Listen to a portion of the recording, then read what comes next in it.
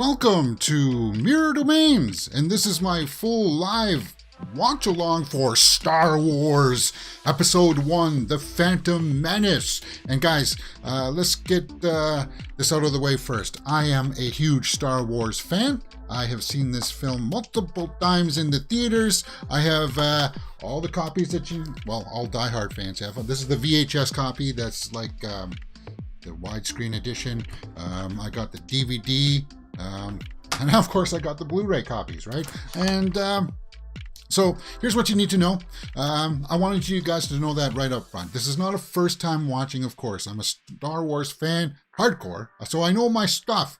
And this is what I want you guys to get out of this, is that when you watch it with me, I haven't watched the Disney Plus version, so I know that there's been some changes, and I'll call out the changes when I see them. So it is sort of maybe loosely around the edges of the first time watching, because I haven't seen the changes that they made to the Disney Plus versions. So, for obvious reasons, I can't show you the entire image here on the side due to copyright reasons. But I'll do my best with my little tips and tricks to let you know where I'm at within the movie so that you guys can follow along with your copies there on Disney Plus. Now, I'm going to hit the play button because this is over 2 hours and I'm running 8 minutes late. So, I wanted to try to get us out of here just after noon hour, because we got The Mandalorian Season 3, Episode 3 ready to go this afternoon at 1 p.m. So, hey, it's a Star Wars day here on Mirror Domains, and we'll get underway watching Star Wars Episode 1, The Phantom Menace, because I want to use this as a launch pad to get into watching the Clone Wars with you guys, because I've never seen the Clone Wars. All right. Here we go. Now, opening crawl. For guys, sadly, because a lot of the music and stuff is an easy copyright claim mechanism, I can't play a lot of the music, which sucks because John Williams' score is epic. Okay, so the Phantom Menace. Turmoil has engulfed the Galactic Republic. The taxation of trade routes to outlying star systems is in dispute. So, let me just start off by saying I was overjoyed when this movie came out. And when the trailers for this came out, you had to wait like 2 hours for the trailer to download to your computer so that you can watch it in like 360p or something like that.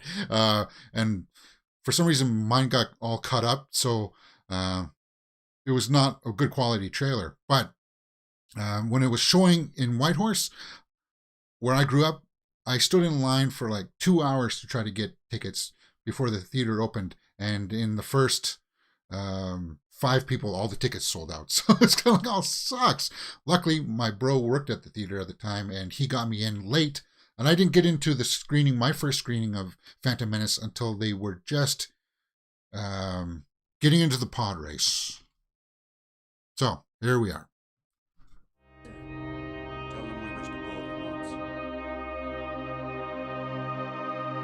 Okay, so...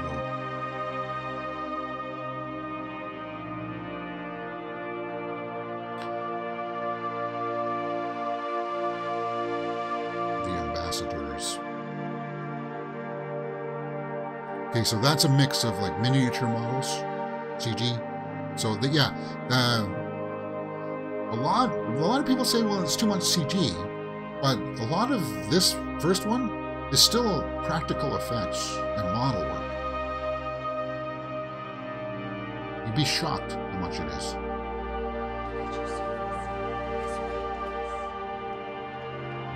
Right at there. Adjust the poster crop on that one. So we see 2 ominous figures.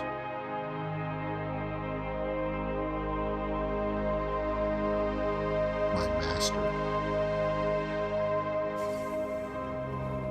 I have a bad feeling about this. Yeah, don't say so. Ewan McGregor.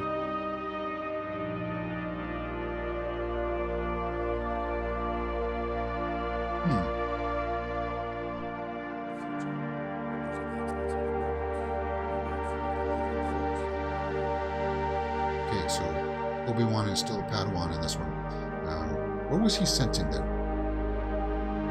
Was he sensing the dark side? The negotiations will be short.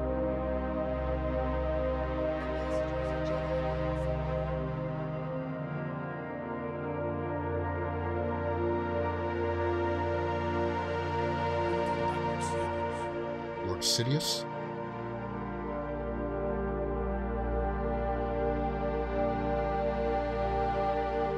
Thunder Droid.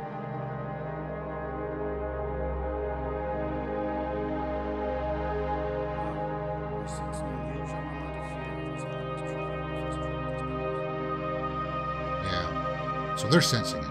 It's weird that Qui-Gon didn't sense it, right?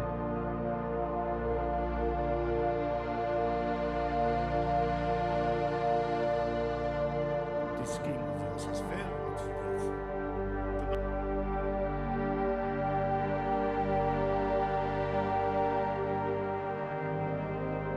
Said again. Yeah.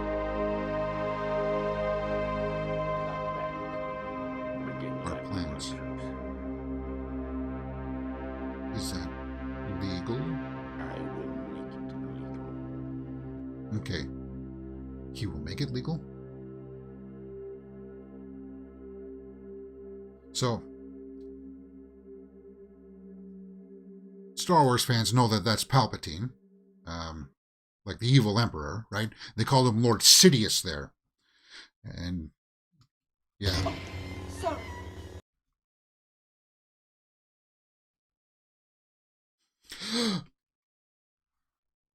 Try to hold my breath. See if I can do it.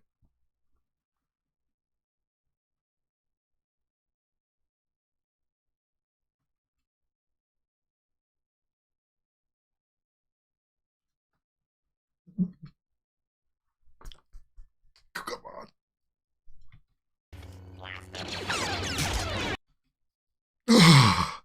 Okay.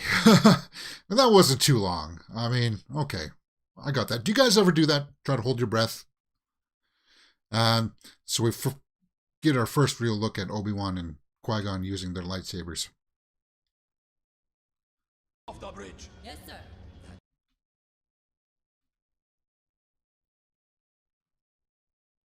Oh, yeah? That's such an awesome shot. Okay.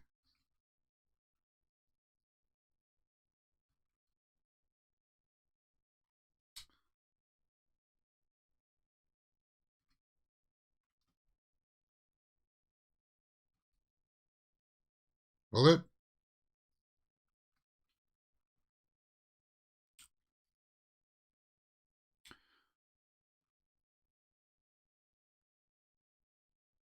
Hear the awesome music. Oh, I can turn on the chat again. Sorry. There we go. Chat's on.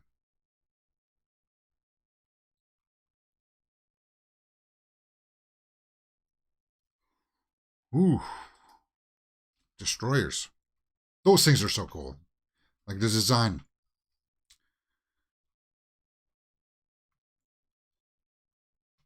Standoff. Force run.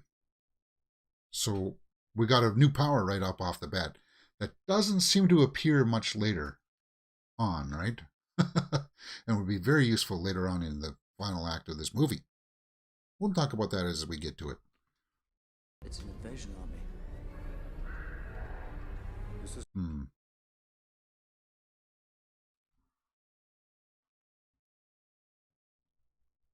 Yeah. I suspect Palpatine must have realized that the Jedi wouldn't be killed. I think he must have. He knew that the Trade Federation would mess that up. at last we are getting results.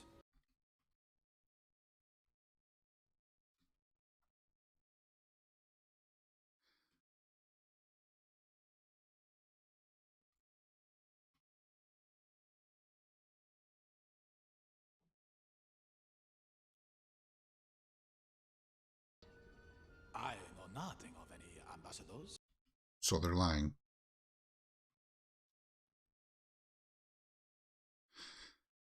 Natalie Portman. And that's like, Her costume designs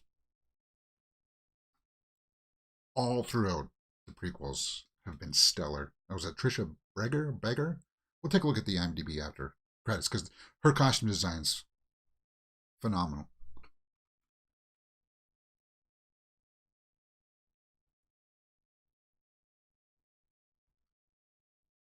Okay, so this is Naboo. The ambassadors aren't there. How could that be true? I have assurances from the Chancellor. So that's the senator. Senator Palpatine. Okay, What's happening? Senator Palpatine. And a lot of people who watched the original trilogy didn't realize that the evil emperor was called Emperor Palpatine. So they do reveal that Palpatine is in this. It's just, it's not right in your face, right?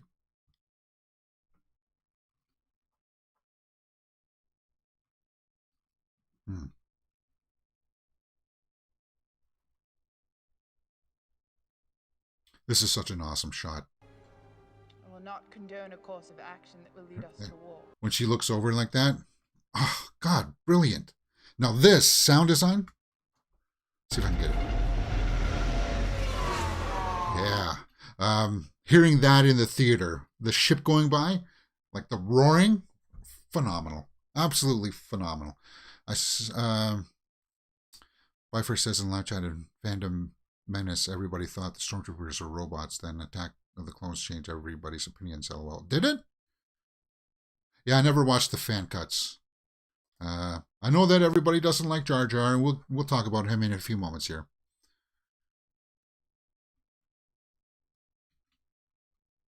Now, those droids passing behind there are just cutouts. They're cardboard. Those ones, cardboard. But you can't tell. Now this shot, Qui-Gon running through here. And there he is. Like, yeah, that, awesome.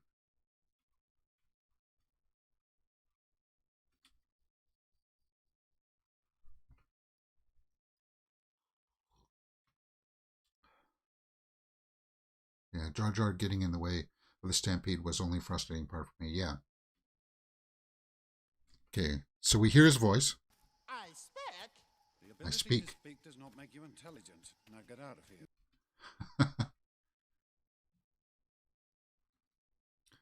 Okay, I'm looking at the effects.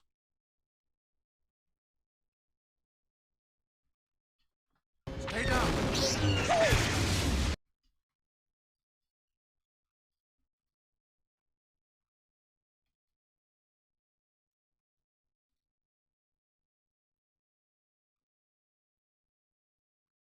And there was a deleted scene there where Obi-Wan lost his lightsaber or something on the way down, and he had to retrieve it from water, and that's why he's wet there.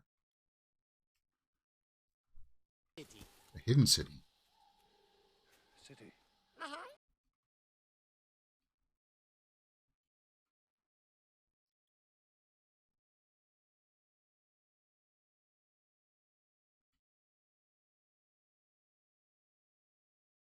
Yeah, the textures, the skin textures.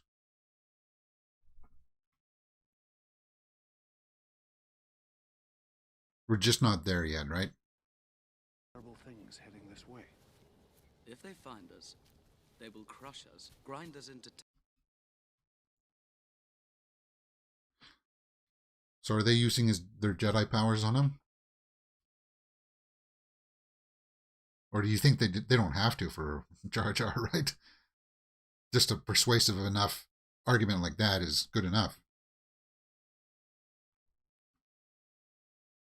Outsiders, so don't expect a warm welcome. Oh, don't worry. This hasn't been our day for warm welcomes. Warm welcomes, yeah.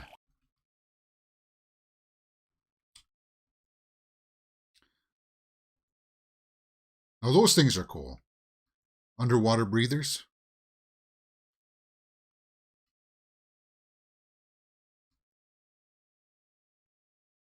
I think that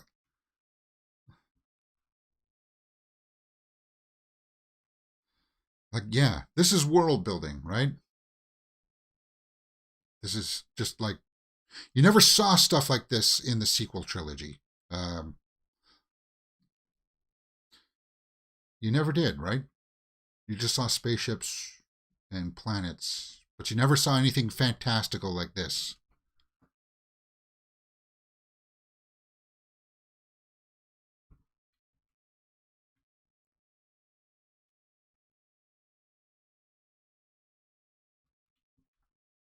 Oh, good being home. Home.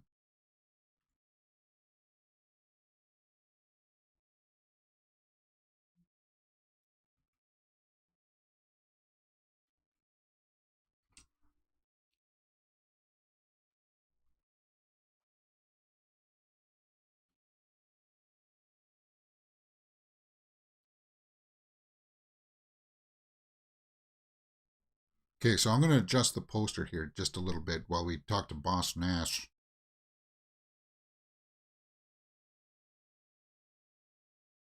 Just a bit.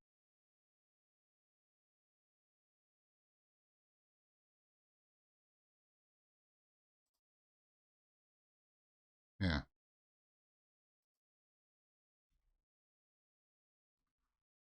About to attack the Naboo. We must warn them. Okay, so they don't like the Naboo.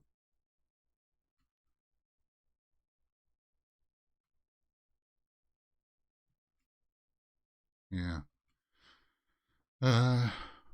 Wakanda Forever is jealous of Phantom Menace underwater world. Yeah. The original trilogy was bleak in nature due to the Empire taking hold. The nearest to opulence was Cloud City. Yeah. I'm talking about like the sequel trilogy. Which I don't know if we're going to watch on this channel.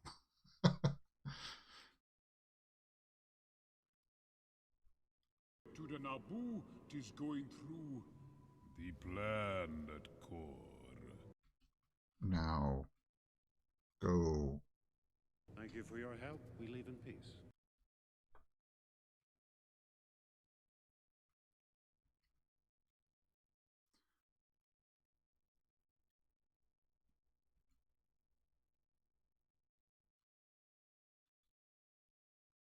Okay, so yeah, he's realizing Jar Jar did help them out. This Gungan may be of help. Okay. What is to become of Jar Jar Binks here? Punished.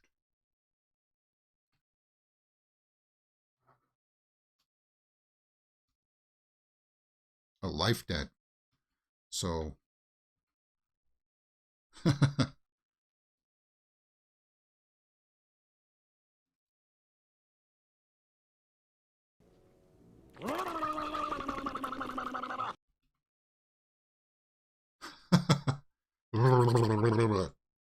Come on, I can do it too.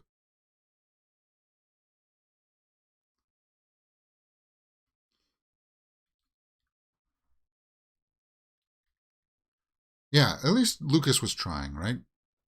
Like he just let his mind go with these things. And I respect him for that. And I respect the prequels for that too. It's so cool.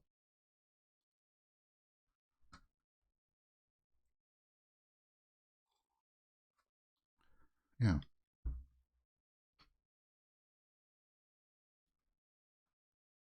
You were banished because you were clumsy. You might be saying that. Uh-oh.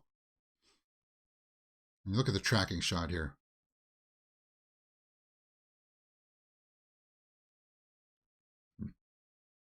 Yeah.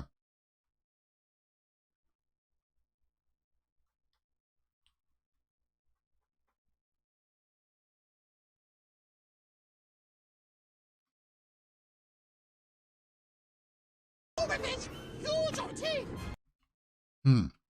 Yeah. This is cool. Yeah. Hey. Yeah. There's always a This'll bigger take me going fish. back now.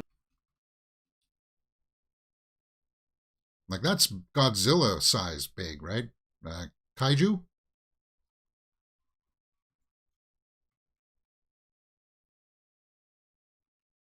Is it?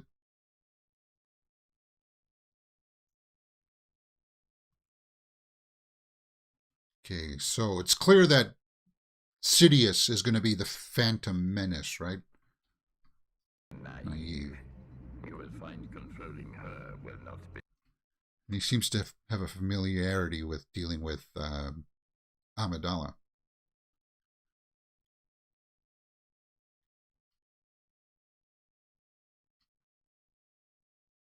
It's curious. These later versions went back and got rid of the digital puppet, or got rid of the puppet of Yoda, and replaced him with digital stuff. I'm wondering why they didn't do it for the Trade Federation people too. Money, maybe? Okay, so Jar Jar's crying. I know that gets annoying for people, but I'm somebody who watches this. Just relax. We're not in trouble yet. It doesn't bother me. Jar Jar doesn't bother me. I know that people get annoyed by it, but I just tune it out.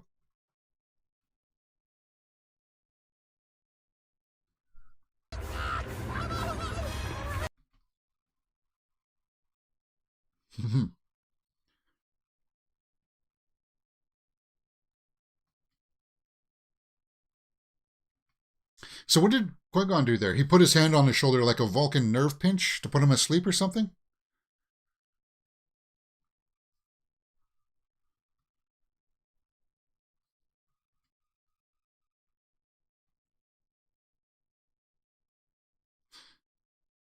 So they're using the Force to find their way. Did they really need Jar Jar? I like this sound transition there to that soundtrack. Yeah. So it's pretty much an easy invasion. They're showing here that the Naboo, they don't really have weapons, right? They're very much like what Alderaan was described as, right? They don't have weapons. They don't fight. If you have an invasion army, you just pretty much stroll in to right into the capital and take it, right? We have captured the queen. Ah, victory. And you had to work so hard for it.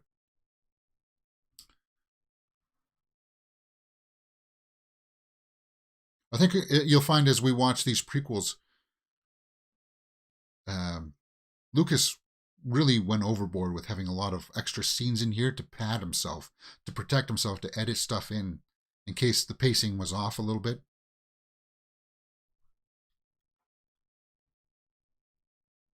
Okay, so that's the first time we see the body double, right? Persuade you to see our point of view. That's Yes, sir. not Natalie Portman. That's Keira Knightley.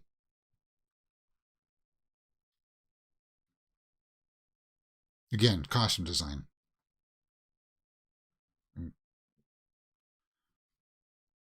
Awesome.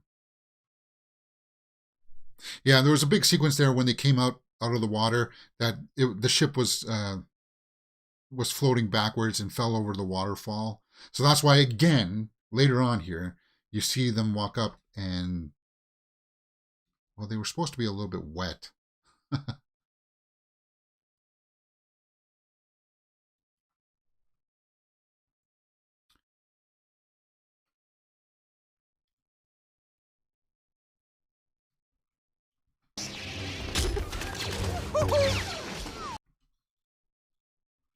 Again, just seeing Liam Neeson there in action. So awesome. Bombad. Your negotiations seem to have failed, Ambassador. The negotiations never took place. It's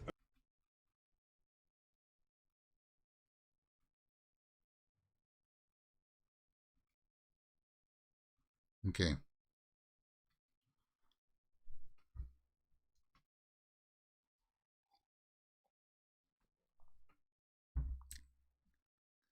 Okay. They wouldn't dare. They need her to sign a treaty to make this invasion of theirs legal. They No. They told us, Your Highness. There's no logic in the Federation's move here. So, would they? Yeah. Would Palpatine really destroy her?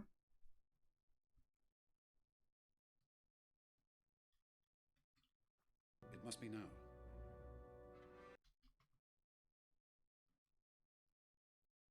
So I think when she was talking to Padme there was some kind of lingo that they had to, like, she was asking her for real confirmation. Is this what you want to do? There was a code word in there. Obi-Wan. I'll deal with that. Again, same set location as in the third act.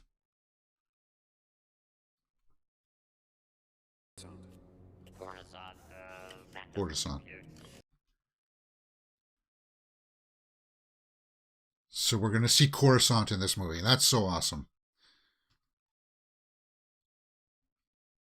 Yeah. Because Coruscant came up in Shadows of the Empire, right? And then I think it was established more in Heir of the Empire.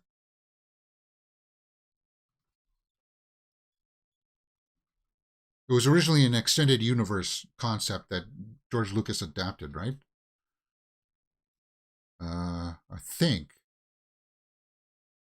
Or maybe he did come up with it by himself.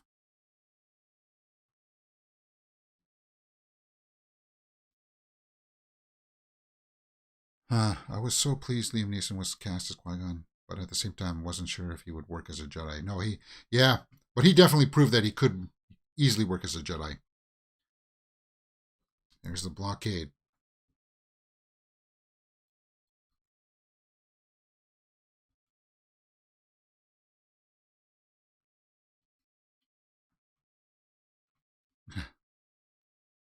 Astromech droids. Astro droids, right? How? Hey, that one. Okay, so we know that that's R2. That's fast.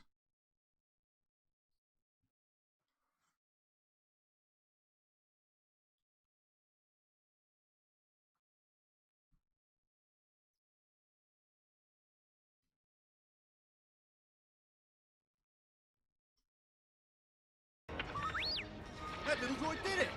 Huh. Right past the...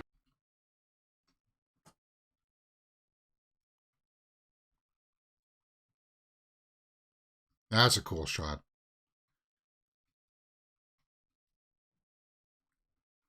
Okay. The hyperdrive is leaking.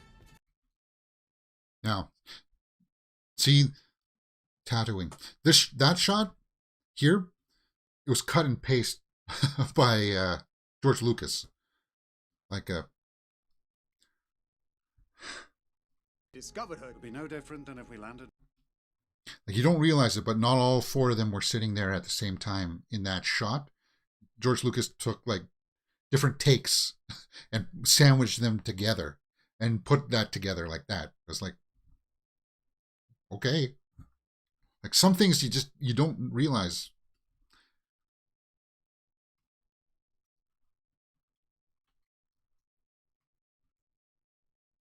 Okay. So what would Palpatine get from her signing the treaty? This is my apprentice. Darth Maul. Yeah.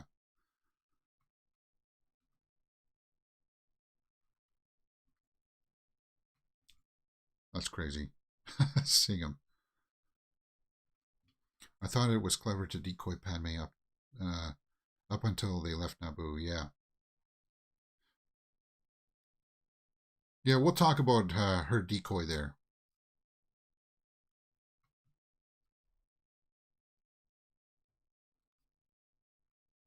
Its number. R2-D2. Thank you, R2D2. So it is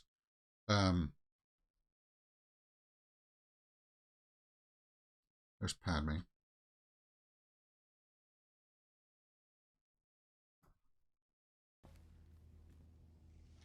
Highness, with your permission, we're heading for a remote planet called Tatooine.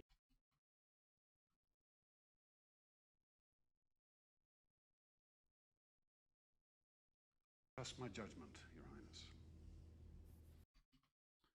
So a little dissent there between the security guys. Ray Park was brilliant as Darth Maul. Yeah, he was. Okay, so Natalie Portman went back and did ADR for Keira Knightley. So Keira Knightley, that wasn't Keira Knightley's voice. In fact, a lot of the dialogue in these first two is ADR. That means after dubbing for the dialogue, because I could talk during this part. Digital cameras. He pioneered a lot of these digital cameras to work for this, for the prequel trilogy here. And those digital cameras were so loud. They were big and clunky, and the cooling systems on them were so loud that the dialogue that they did film on set, you could hear it in the background. So a lot of it is, in fact, like a cartoon, pretty much. They filmed the scene.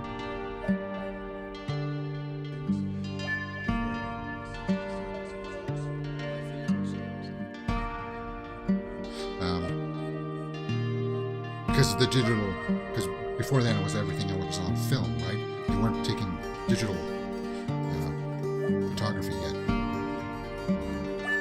The cameras, yeah, just messed up the audio.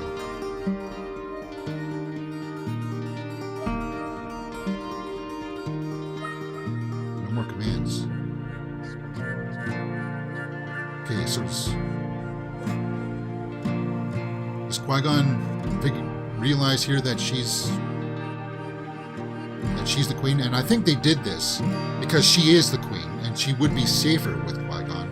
I just don't understand why the security guys and her never told him right up off the bat, right? So none of Keira Knightley's voice was used for it, dubbed over Keira Knightley, yes. Like, sometimes even in shots like this, because it was dubbed.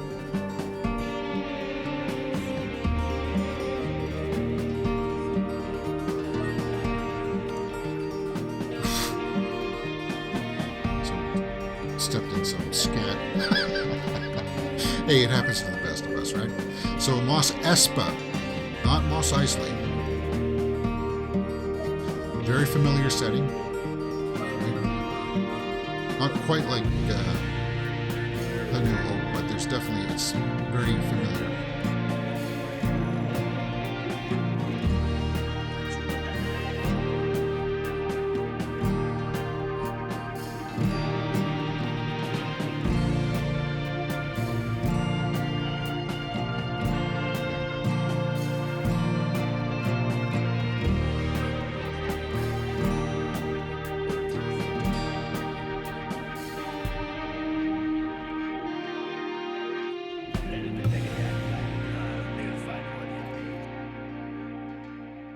Yeah. My entire childhood was stepping into things I shouldn't have. Yeah.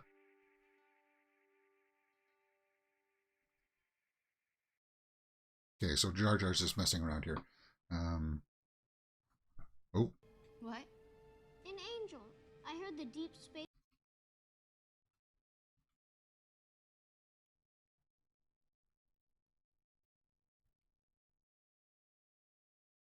How do you know so much? I listen to all the traders and star pilots who come through.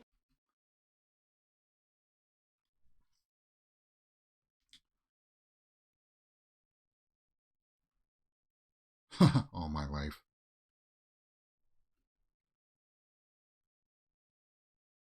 Three. The hut. You're a slave? I'm a person, and my name is Anakin. Anakin.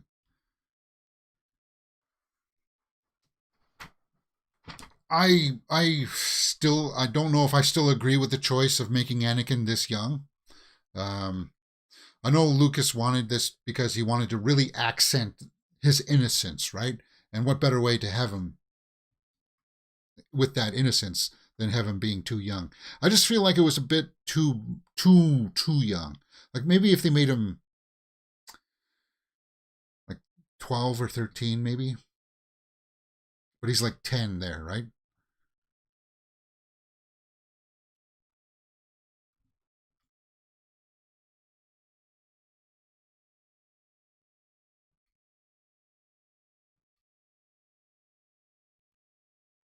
Oh, they won't.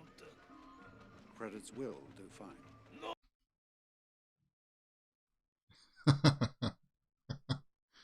Yeah. It's gonna work on me. Only my... I like Watto. His design was interesting too.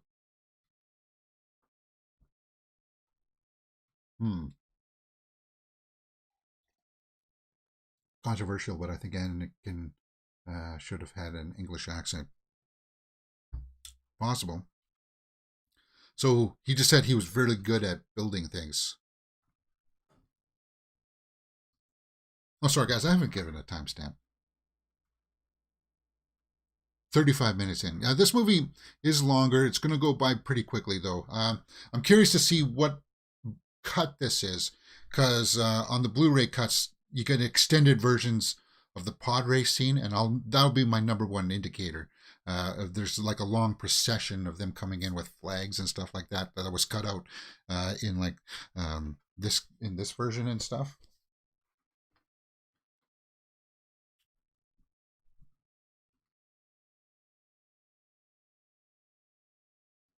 Not enough for you to barter with.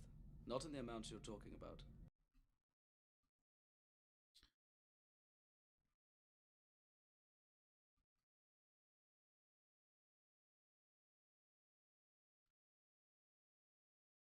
Okay.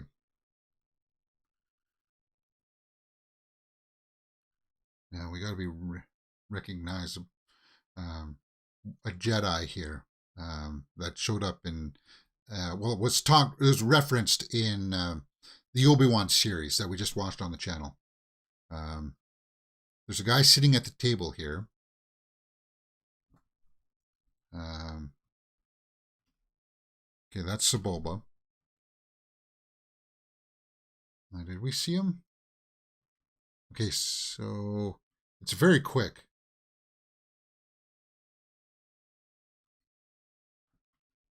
I thought we got a shot of him though.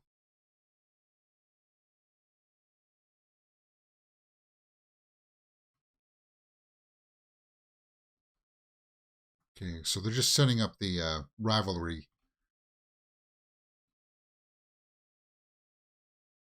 Can you guys tell me what the name of the Jedi was that was sitting there? That was referenced, because when in the Obi-Wan series, he walks up to the wall and he says he recognizes one of the symbols.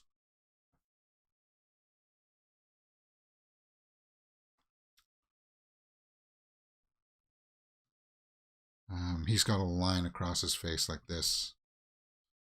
Not that guy.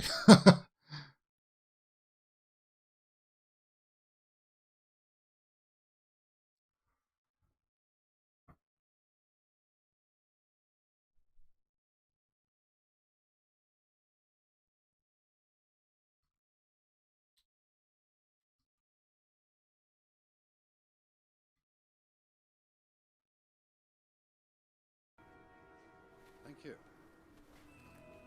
Oh my god. So we've seen the lightsaber.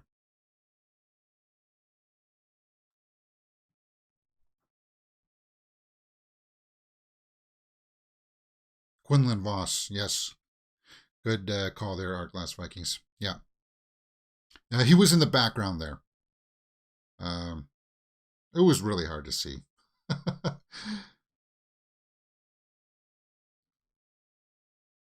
But if you go online and you ask for a screenshot of it, you'll see it.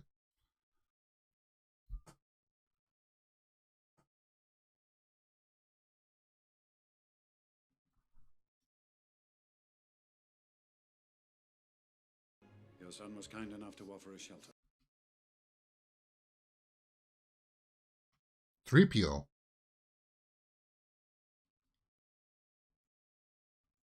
And that weird doll that he's got there on his table. I thought there was always going to be something more with that doll. Like, it would have been nice here if they clued into some fact that he had, like, nightmares or something, right?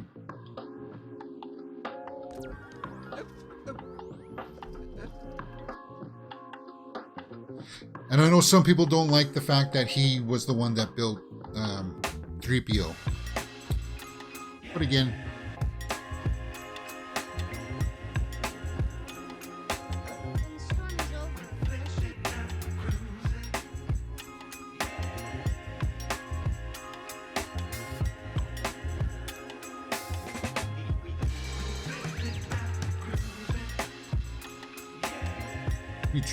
yeah. So that's cool. They meet for the first time. Naked.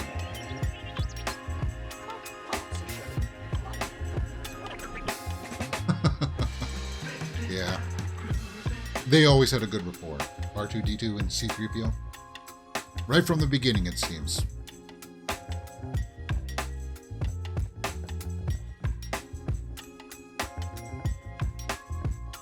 Okay.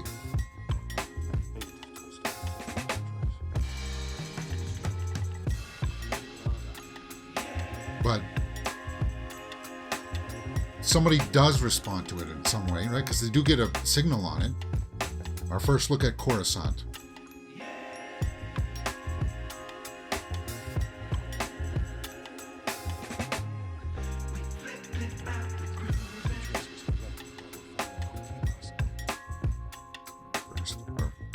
Get to hear Darth Maul talk.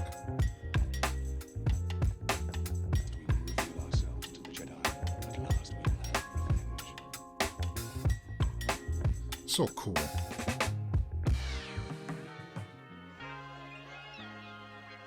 I always wish that they would have gone back and made like a Darth Maul movie, solo movie, right? Oh. All slaves have a transmitter. Okay, so that's why slaves just can't leave.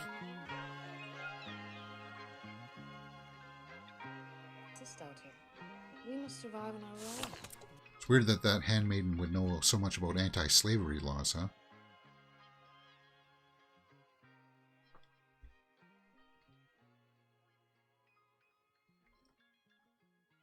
I'm the only human who can do it. You must have Jedi reflexes if you...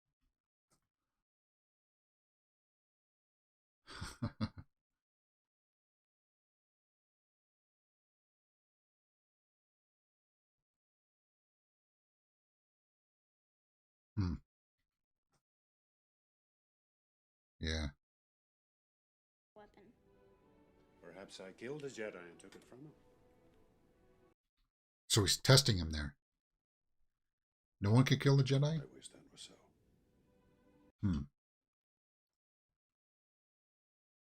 So they are making a dream reference there. Oh. He has had visions.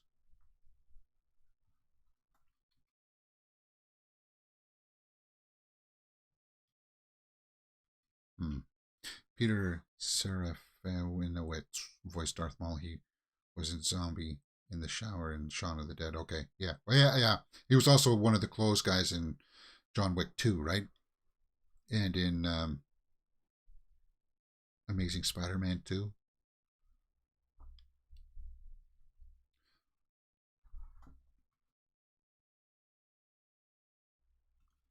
Was it Sam Witwer does Maul now in the cartoons and stuff? And he did them for Solo? Pod racing. Greed can be a powerful ally. I vote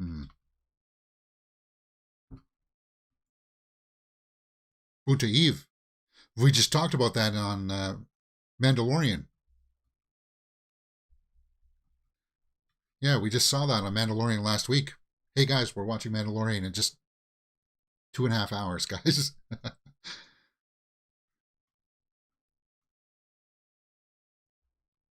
Okay.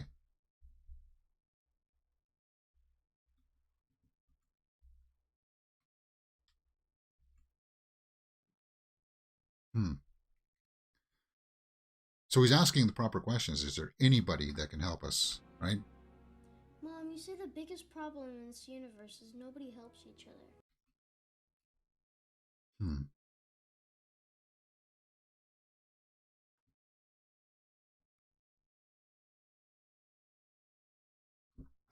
And she knows it.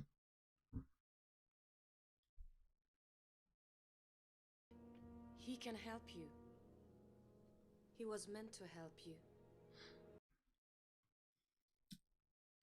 So is she, like, she gave birth to him. You think she would have some sensitivity to the Force, right? Like some midichlorians would be in her? Okay, so look at this. Why we hardly know. The Queen will not approve. The Queen will not approve? Well, I don't approve. And look at Qui-Gon there. See how he was looking at her? That's when I figured that Qui-Gon knew that she was really the Queen. Because he was kind of like, just the way she was talking about knowing all these laws and stuff like that. And he figured it out. That's where Qui-Gon figured out she was the Queen.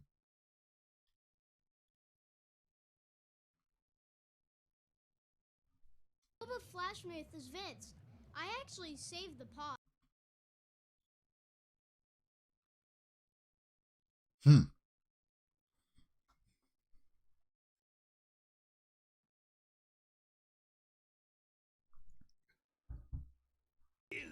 Anyone I know for it, huh? Yeah, Qui-Gon knew Padme was the Queen. Yeah. I mean, he is a master Jedi. You would sniff that out pretty quickly, you would imagine.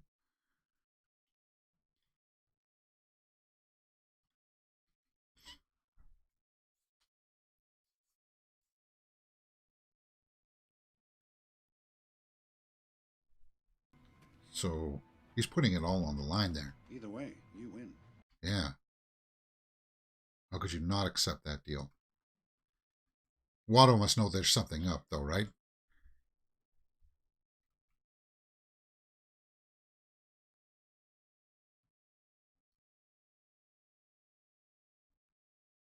Yeah. Now, in the background there, did you see the protocol droid armor?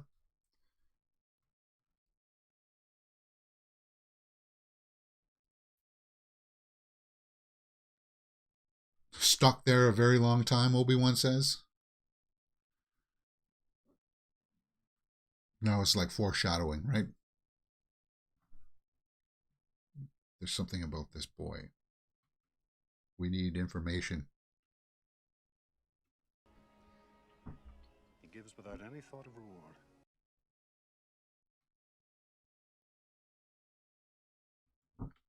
He has special powers. Okay. Yeah. He can see things before they happen.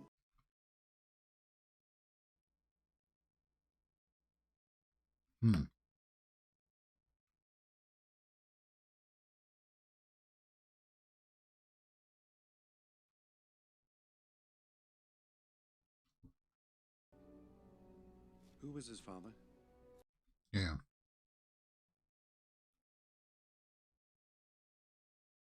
No father. I raised him. So he would be using the Force there to tell if she's lying or not. He knows. He knows that she's being sincere when he says there was no father. So it's like immaculate conception. I didn't actually come here to free slaves. Yeah, but it's what you're doing, Qui-Gon.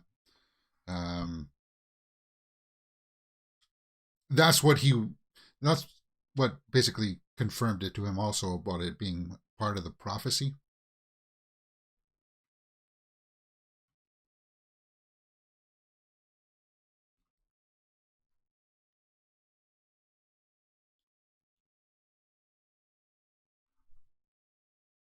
So,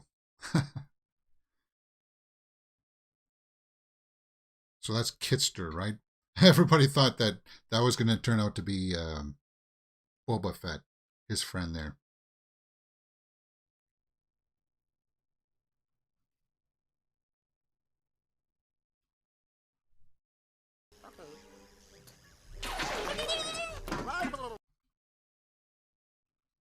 And I know that people find him annoying, but I actually do think that Ahmed Best did a good job of voicing Jar Jar.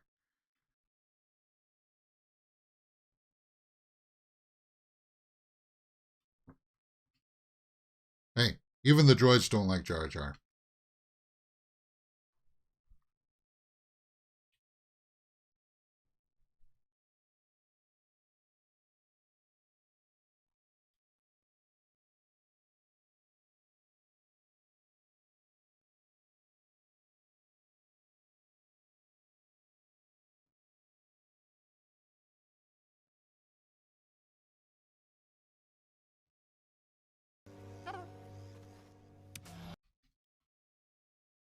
Okay.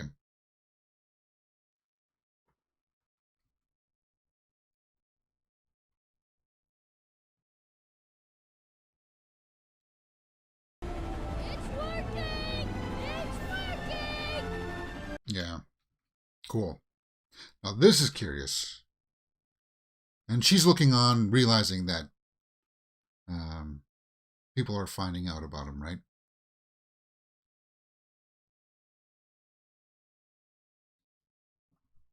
Most of them. Has anyone been to a mall?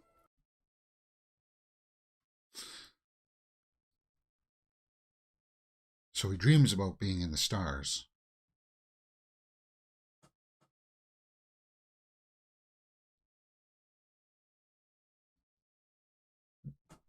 Checking your blood for infections. Go on.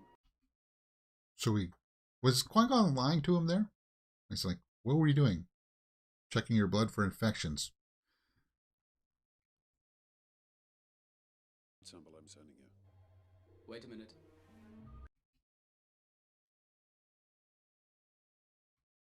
Midi-chlorian.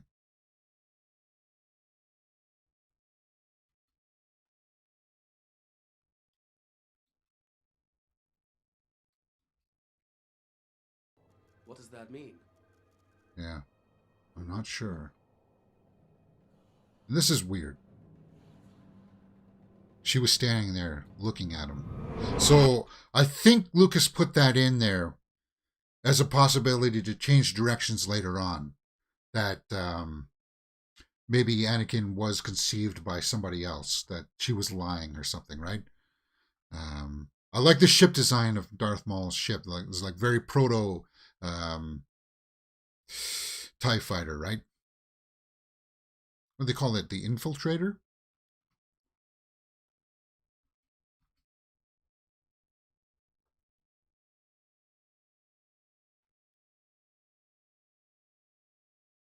Okay, so that's a day for night shot. They filmed this during the day, and they just darkened it in post.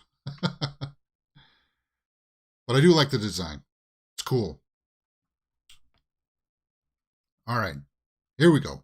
This will give us a clue if it's the extended version or not.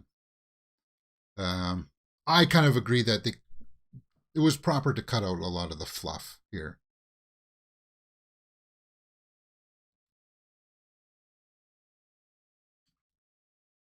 Yeah.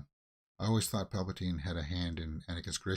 Yeah, that's what a lot of us fans assume. Now, they don't have to play it exactly the way that us fans assume. It just seemed like there was something else going on there. Like, Shmi was really looking at Qui-Gon there in a really weird way, right? It's like, why did you just take my son's blood kind of thing? And what are you doing with it and why kind of thing? So, Sebulba, the Twi'leks, Sebulba always wins, huh?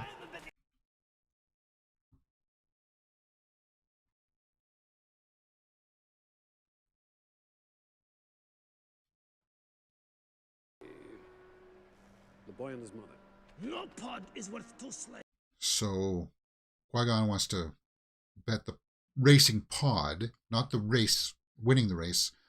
He wants to bet the pod against the right to get Anakin. I just happen to have a chance, QB. No, I'm surprised Watto let this happen. He was smart before. He knows that he's a Jedi. You would really play a game like that with a Jedi? He's like,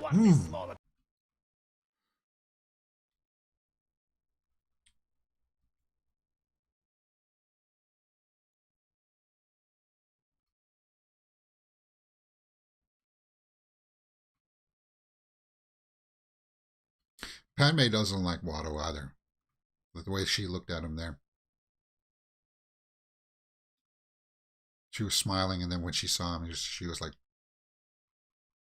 okay, so this shot here, C-3PO and R2-D2 were not in the original shot. That's what I meant earlier too, but George Lucas cutting and pasting shots together and sandwiching them together. That pan over was done digitally later on. Not even finished? Kitster. He's never even finished a race before. So yeah, she's a little concerned. Okay, so there's one of the droid. The searching things.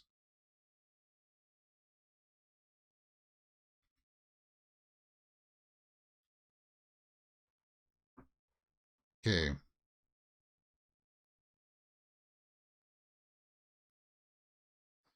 And a lot of that was practical too. The stadium.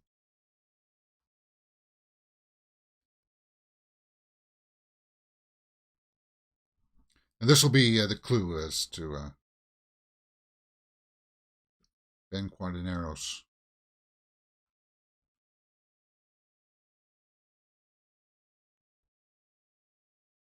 And we know that Lucas is he's a car guy. He likes cars, right? So this is like homage to that racing and stuff. Position. Yeah, I think this is the extended version. Yeah, because they're introducing everybody here. A lot of these were just cut out. But because Lucas is such a car guy, he admires this kind of stuff. The Volpterine 327.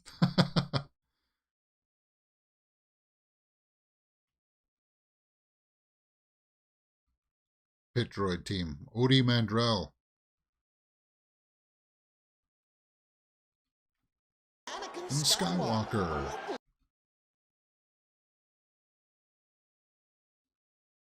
Okay, so there are the flags. Yeah. So we get this. A lot of this was cut out in the theatrical. It was tightened up. Sorry, I gotta grab my phone here.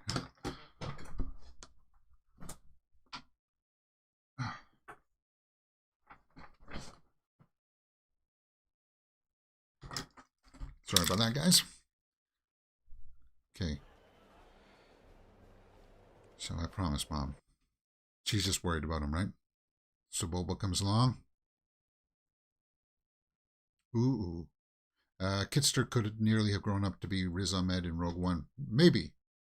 Yeah, that could have been. Pilot.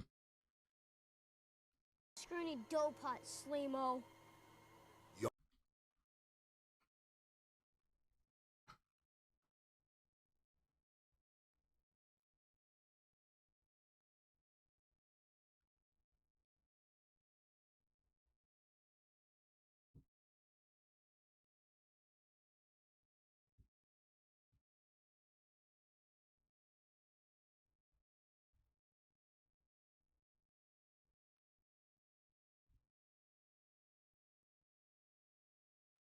Now,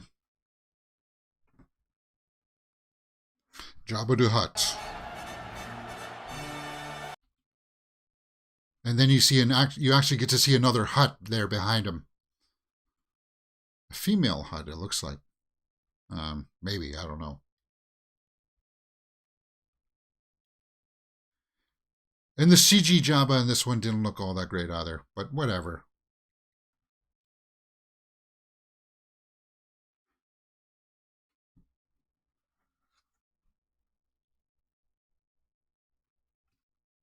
Now this. Fine. You Jedi are far too reckless. The Queen is not. The Queen trusts my judgment.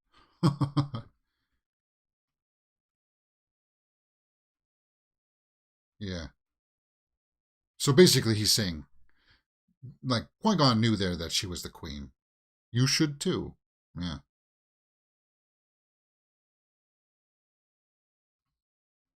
It was just a minor plot point. Now, listening to them all fire up here. Listen to this in the theater. Awesome.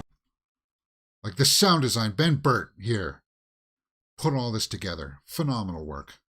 I wish it won for sound design. I gotta look up what it.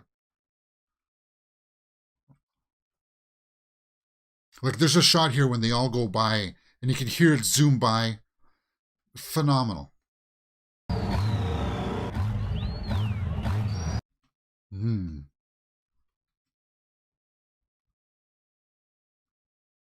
Oh, there's Warwick Davis. There's a clue. And he's the same guy that appears in Solo, apparently. Oh, no. Okay, I'll try to get the sound here. So crank your volume, guys.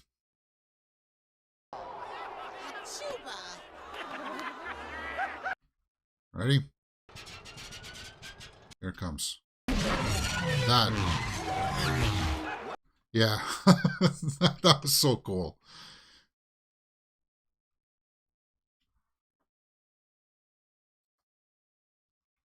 Okay, so a small hiccup. But he's off.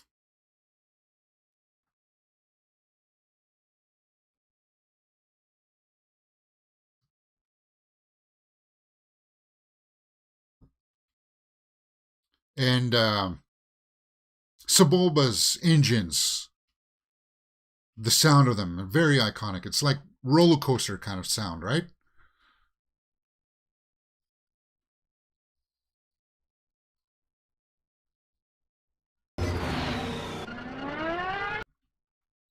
Oh, and there's Aura Singh.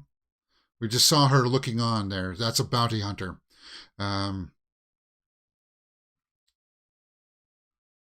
She gets referenced in Solo, actually, too.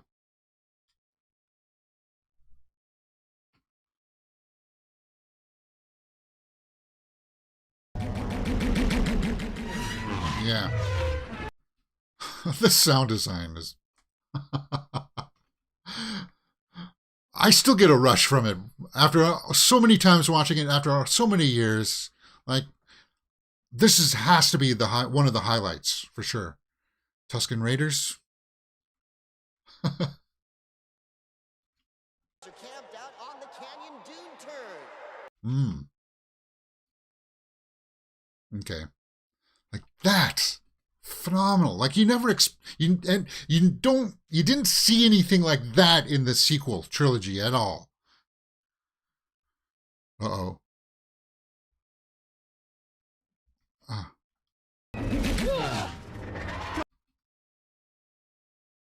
So that's lap 1, right? Audrey Mandrell. This shot was from the second unit. The droid getting sucked through here. Yeah. So Odie Mandrell's not going to be in it.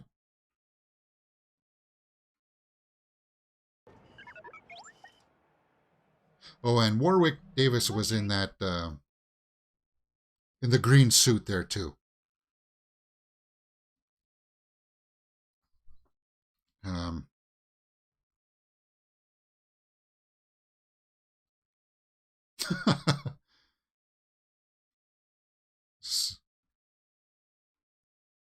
Two more circuits.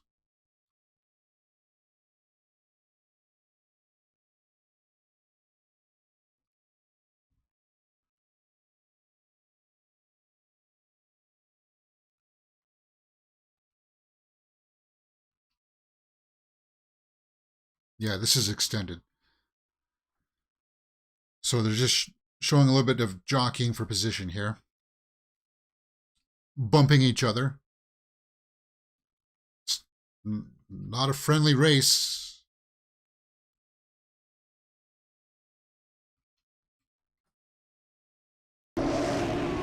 Like, these tracking shots. Awesome. I want to show it to you guys. I wish we could just watch it all together. And, yeah, these explosions. Like,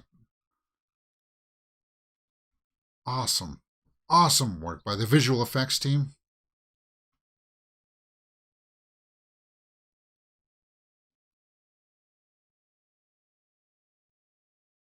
Okay, so this part was cut out from the theatrical version of him using the magnetic thing to reel it back in. This is cool to see, though.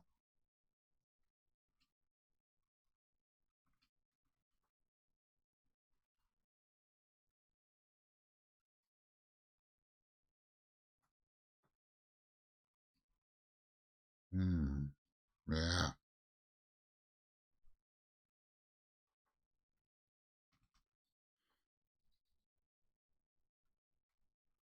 He came up into second place.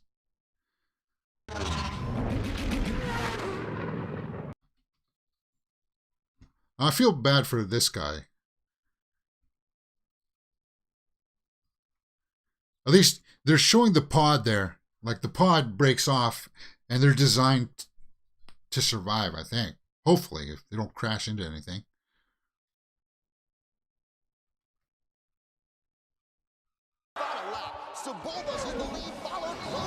Third and final lap.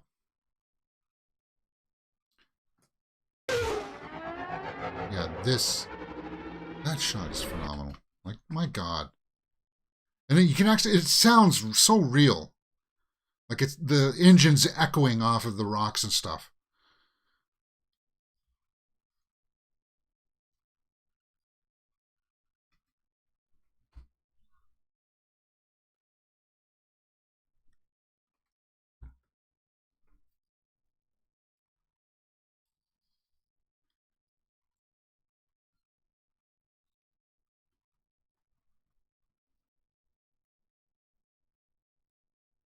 That looks great. Like, that's a shot that could easily look very, very bad. Using gravity to his advantage.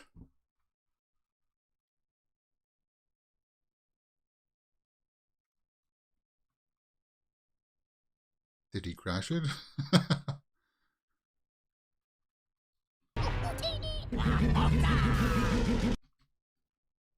Yeah. So when you hear that, like, the engine's right up on you.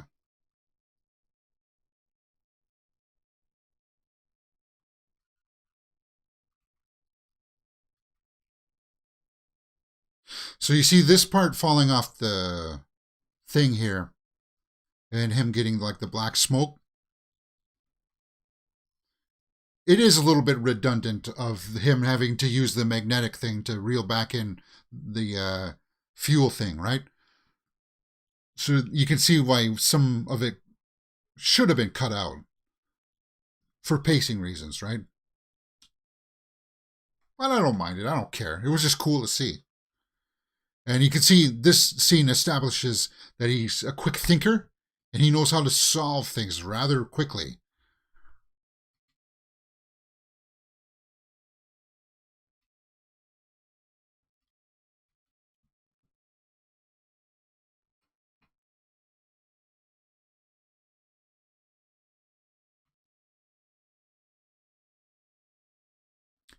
And the soundtrack, that's when the soundtrack picked up, right? Like, the music is going now. Thank you, John Williams.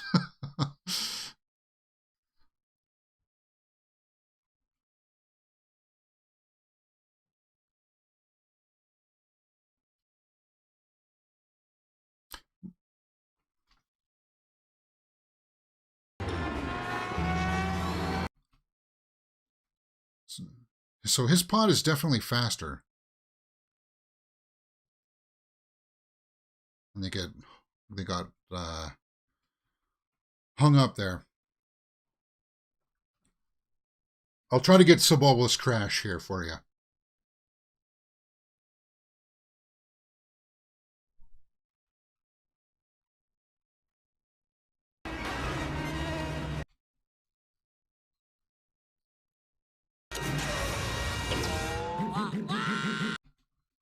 Yeah. How did you not say that? That's so cool.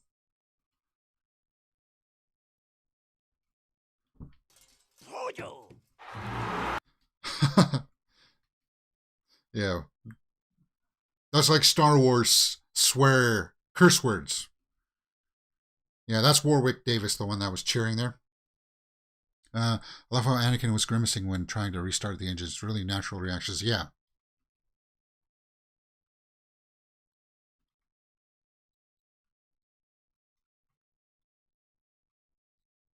Yeah. You wonder, was Saboba force sensitive with his reactions? Well, up until he crashes? Possibly.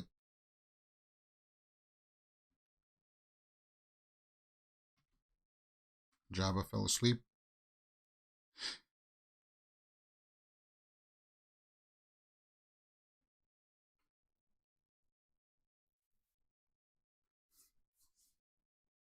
So that was the pod race, and that was an hour and 10 minutes into the film already. So we just got about an hour left. Yeah, so we'll be out of here by 12:10. I was 8 minutes behind, guys. I was trying to get us out of here at 12, but that's fine. I'll have a quick lunch or breakfast, and then we'll be back online for Mandalorian. Okay, so look in the background here. Watch the background.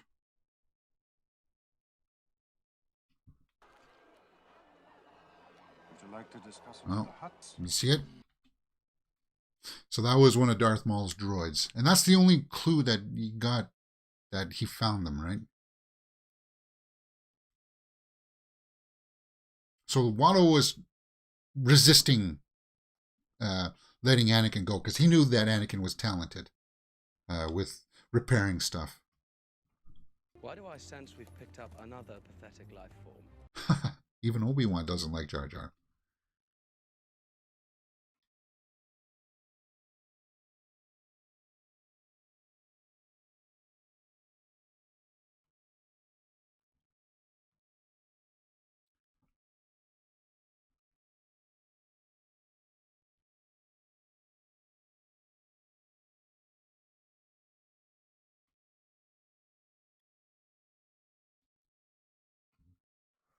I wish maybe they put in a little bit of a clue that she was with, like, Klieg Lars in this one.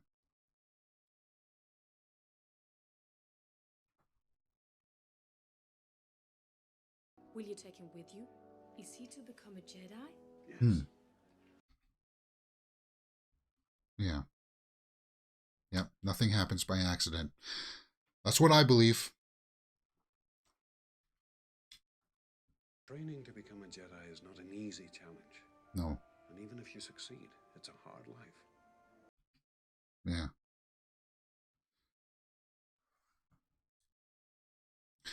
When this came out in the promotional materials, there were tone poems.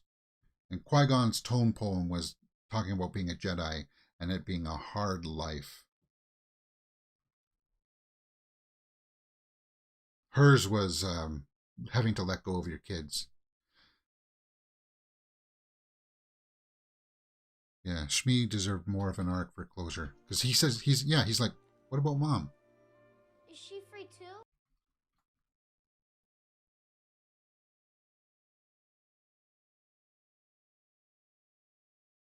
No, because you can't have attachment.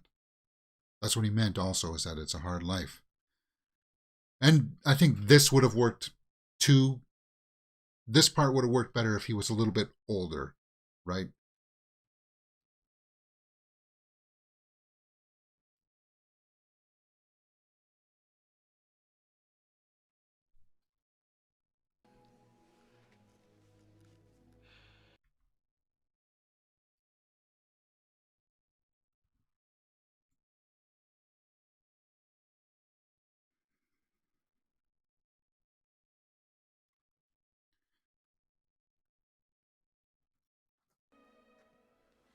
you be all right? So she knows, though, that him going off to become a Jedi, he's going to have a much better life than one of being a slave. He's free of being a slave, but he's going to be well taken care of and provided for in a much better way than she would be able to, right?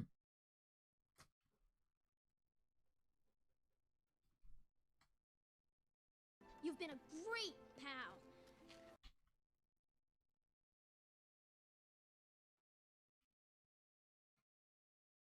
Yeah. We'll talk more about his coverings when we watch episode 2 next week, guys.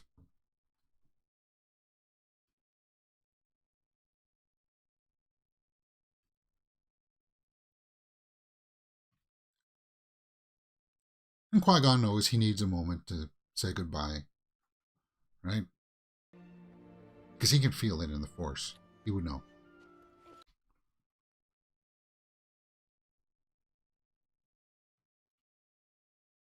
Will I ever see you again?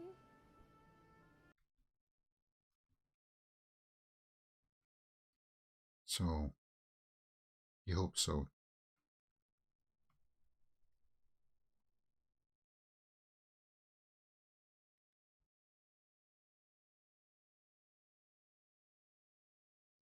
I promise.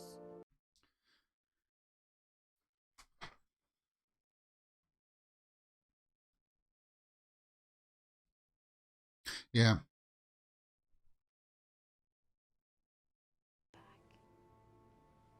Don't look back.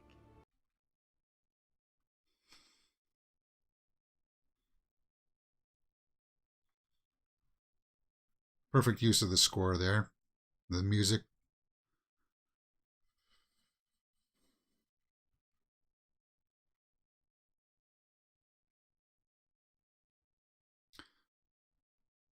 So, there was a deleted scene there, too, of them running back and Qui-Gon cutting one of the droids, and then the droid comes up to Maul here and says, I'm downloading the information into his speeder there. You know how quick that drop-off was for Maul. That was really fast, huh? Here we go. Our first fight. Go!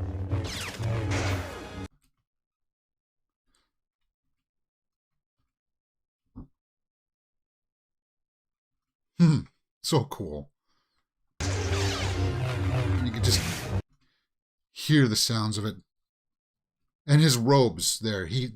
They filmed it in such a way that they used his robes.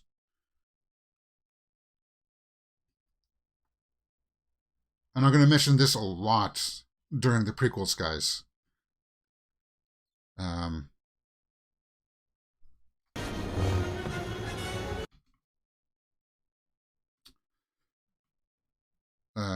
George Lucas wanted a different feel for every lightsaber fight.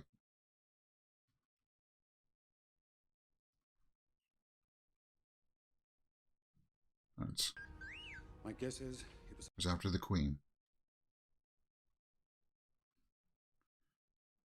We should be patient. Skywalker, meet Obi-Wan Kenobi. Hi. So they meet. Yeah, and he knew that Obi-Wan was a Jedi right off the bat there. So we're 118. The movie does take a bit of a lull here as we go into some exposition, setting things up for later on in the series. I think it had to go to Coruscant, though, because if they went straight from Tatooine back to Naboo, could it have worked? I'm not sure. It's possible. But it didn't, so we're not going to dwell on it.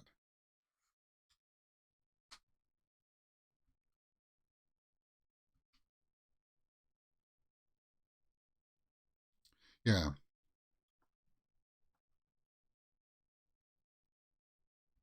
So it doesn't seem like someone sent a response to it. So how did Maul get any information that they were there.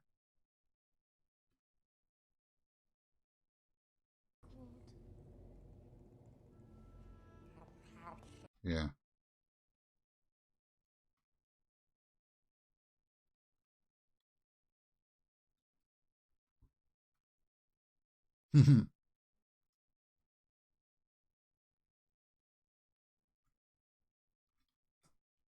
Yeah.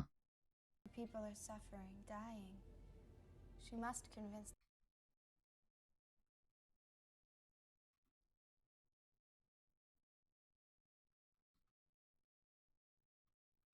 Made this. Remember me. I carved it out of a poor snippet. A necklace?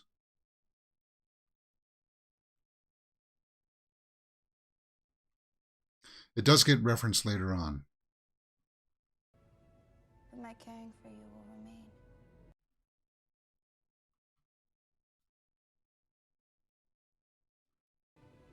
It's your mother. Yeah, so they're finishing each other's sentences there. They're setting things up for later on, right?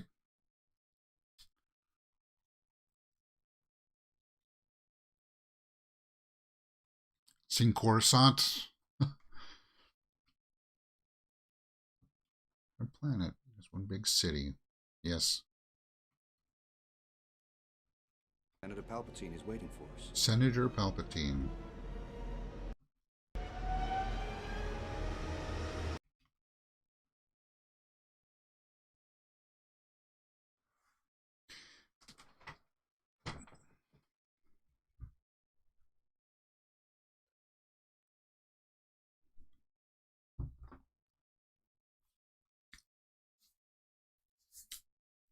Okay, so Chancellor Valorum is Terrence Stamp.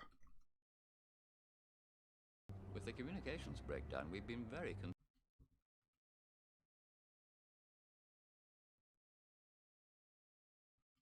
Come, Your Highness. It's an honor to finally meet you in person. If you don't know who he is, Terrence Stamp, General Zod from the first Star Wars, or sorry, first Superman movie. And we just saw Terrence Stamp actually in this is an extended scene.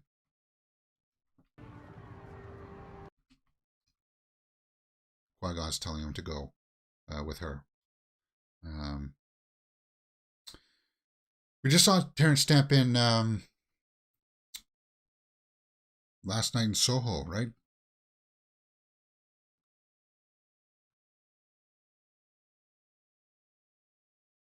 Now, I think this extended part was cut out due to the visual effects weren't done on time, I think. And it doesn't really add too much. But it's just cool to see Coruscant. It adds scope, I suppose, right? There is no civility.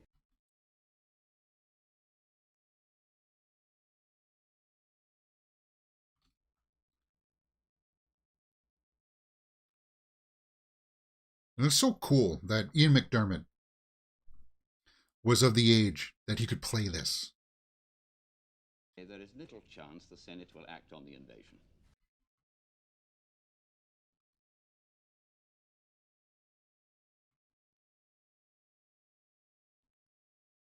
Accusations of corruption. The bureaucrats are in. Because when he played the Emperor in Episode 6, he had old man makeup on.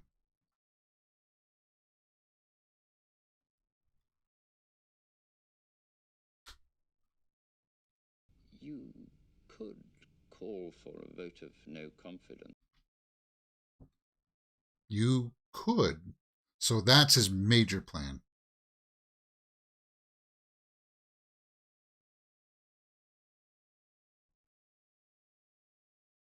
And so he saw an opening there. Hey, I could become chancellor out of all this.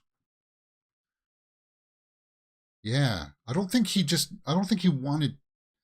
becoming Chancellor was his immediate goal in this one, but it opened up an opportunity for him and he took it. I think his original plan was just to put pressure on the systems so that he could gain power, just another level up. Yoda. And Mace Windu. Us knowing.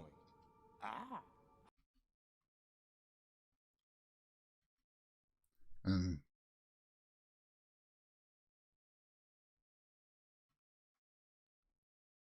Ki-Adi Mundi is beside him. And there's Yaddle in the background there. The only...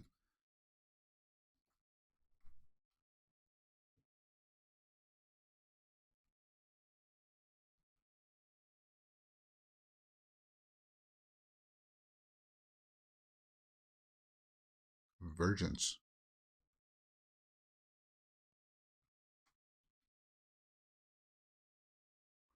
So up till now, midichlorians, we still don't know what they are.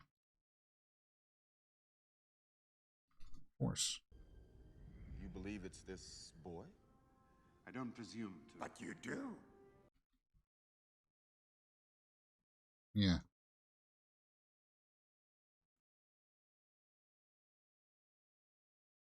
Hmm. Yeah.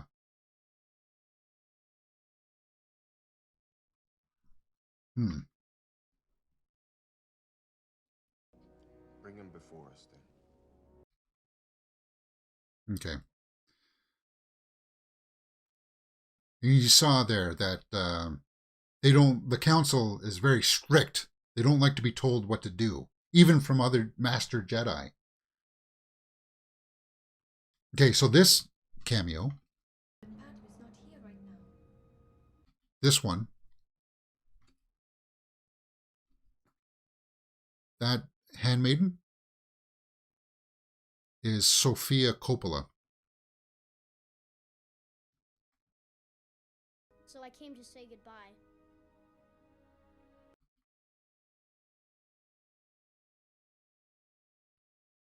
Yeah.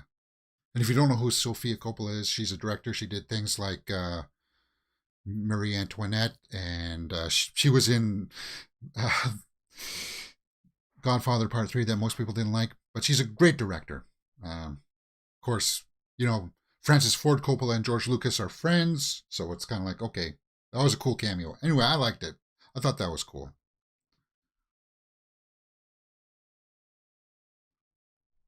Okay, so they're going to make their case. This Senate Hall. Awesome set piece. Wyford the Hobbit says, metachlorians, megacalories. I object to the senator's statement.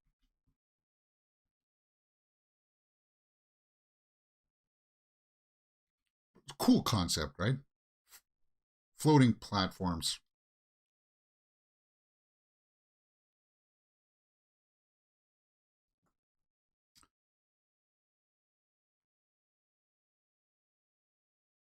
Yeah. Are you going to... I object. Yeah, that one headset from the designer looks like it was rather heavy on Natalie Portman's head. The way that she was moving her head was kind of like... Probably delicate, too. Rulers of the Republic. Bureaucrats. And on the payroll.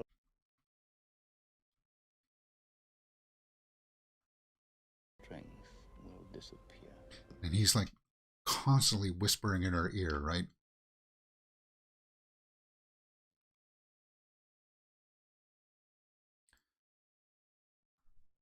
I've come before you to resolve So this attack. they want to send a commission to go and see, oh, is this attack really happening? It's like, we know it's happening. Discuss this invasion in a committee, huh? I suggest new leadership is needed.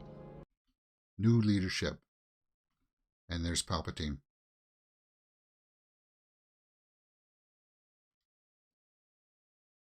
So he's like, what?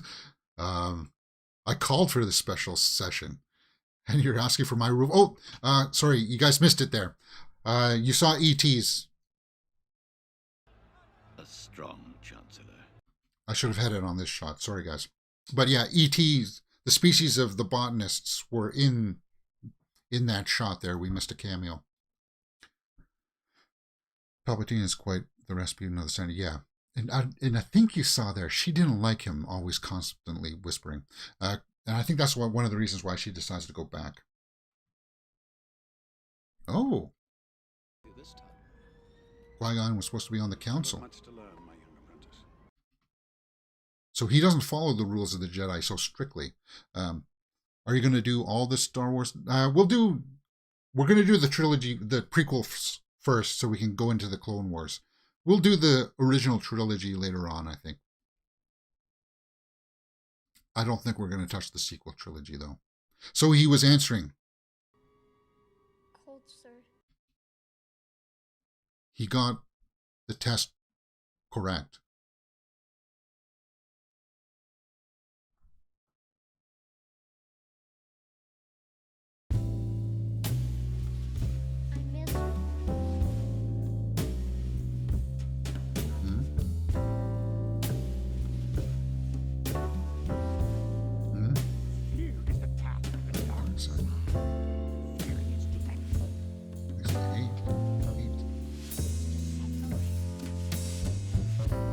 Yeah, but it doesn't always have to go that way, right?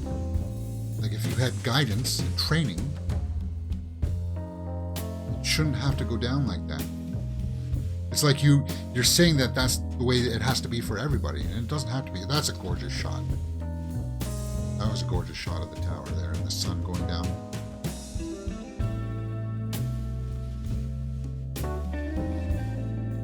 Okay, so she's mulling over something here. Yeah, Gungan's died too. I think she's putting it together there that she was played. She was played by Palpatine, right?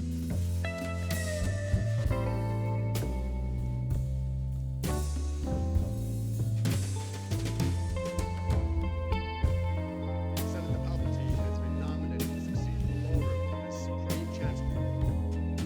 Yeah, she's not surprised.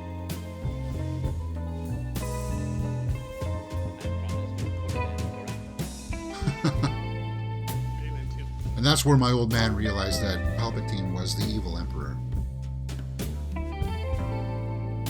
Yeah, my father leaned over to me in the theater and was like,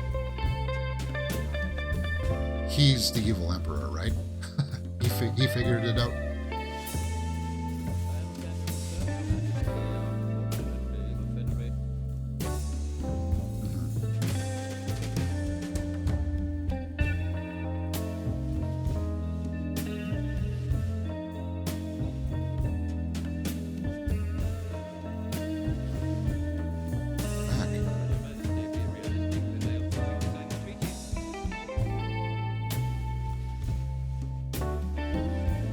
You can really tell that that was dialogue added in afterwards.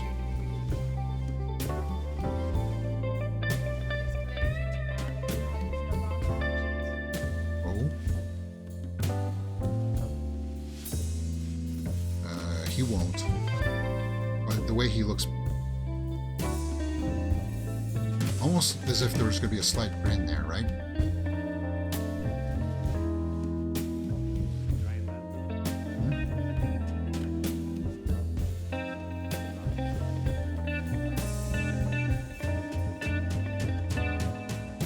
See the way that Anakin was looking at Mace Windu there?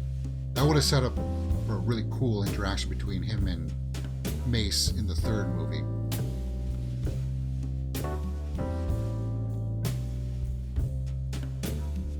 He will train him. Take Anakin to my Padawan.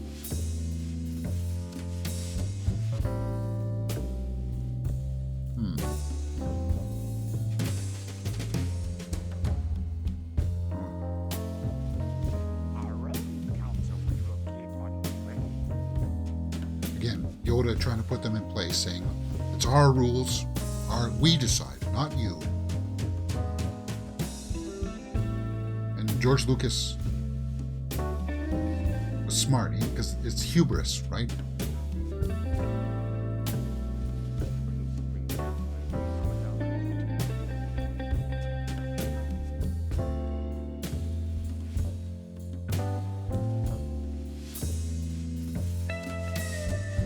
Now, if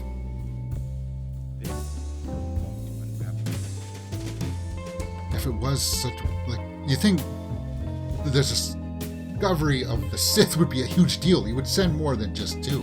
You would want to make sure that all your bases are covered to figure out what the heck is. The Sith are back. Really? The Sith are back? We're going to send more, right? And maybe they do. Maybe that's why they sent so many in episode 2.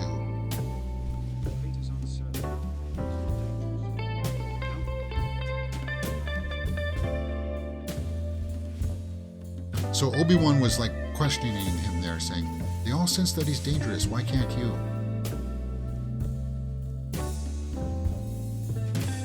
Now this is the clunkiest dialogue in the entire movie, and probably in the entire trilogy.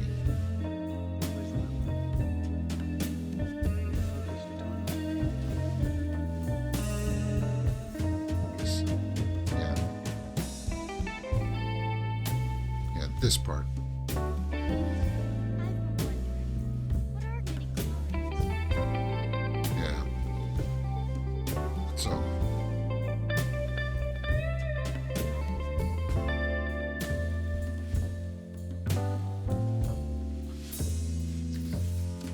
This was going to set things up for the Wills.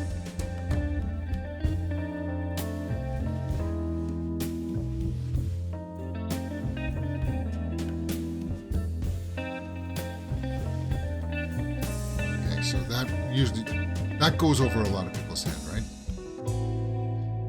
With time and training. So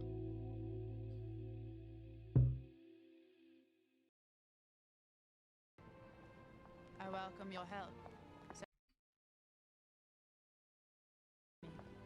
I assure you I will not allow that to happen.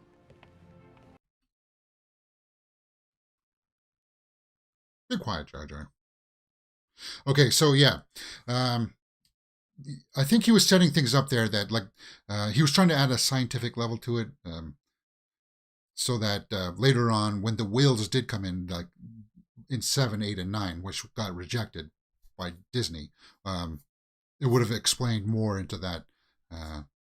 Again, I felt like adding in the midichlorians wasn't unnecessary, but they just wanted to, Darth Maul's going to join them. I think adding in the midichlorians was a little bit unnecessary. I think they were just trying to explain that how he was immaculately conceived, right?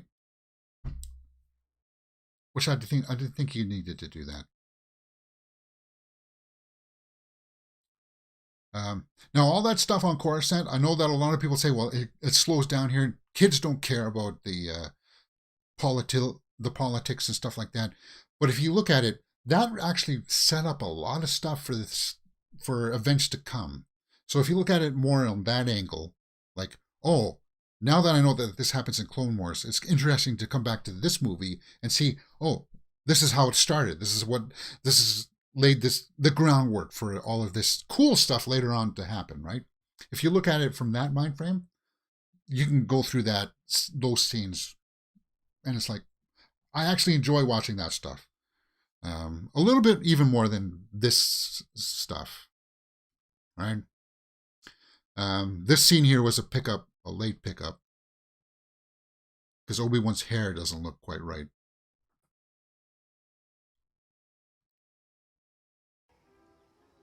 And we cannot use our power to help her.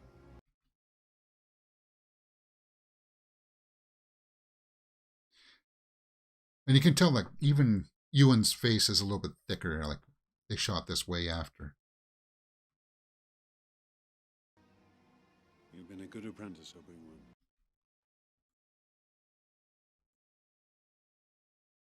Wiser.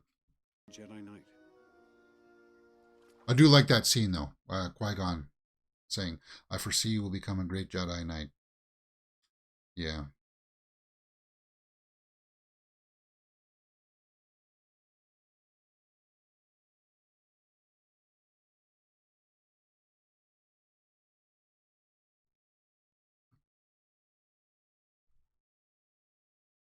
They were wiped out. Misa no think so.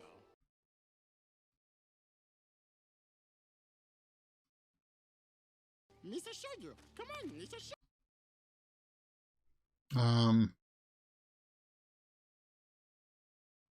Okay.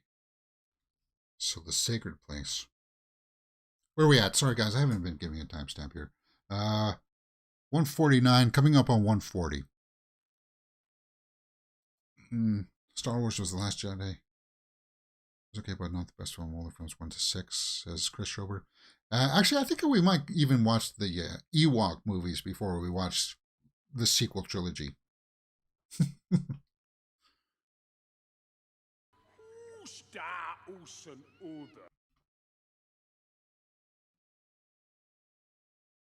Okay.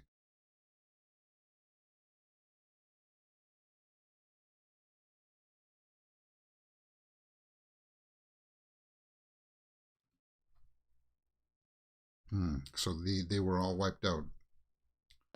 Your Honor. Oh? I am Queen Amidala. Okay, so Anakin's confused there. But Qui-Gon isn't. Yeah, he's looking like, yeah, I knew that.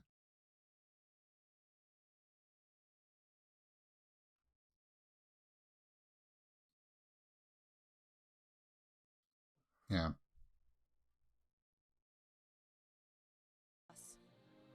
No, I beg you to help. So she's being humble here because the Gungans had this impression of them being all high and mighty, better than them, right? And she's showing that we're not all like that.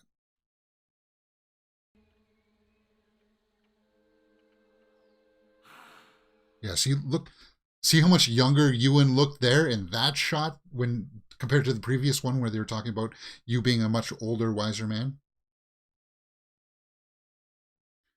You'll catch that a bit too in episode 2 with Hayden Christensen.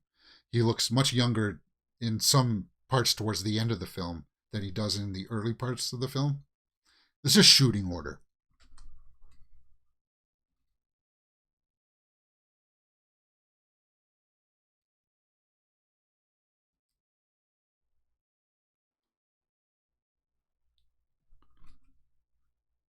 God, Darth Maul. His robes.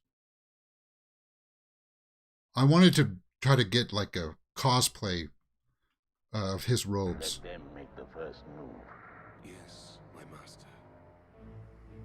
It just that it just looks so cool.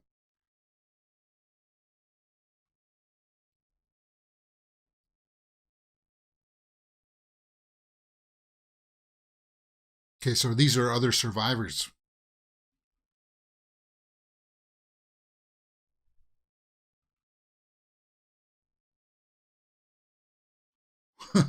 Thank you. Bombard General. General? Do you really want to be doing that?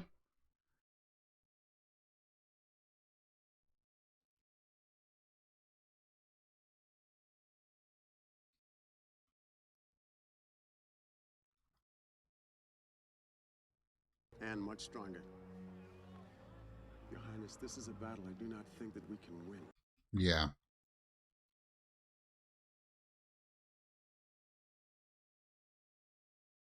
So she's got a plan.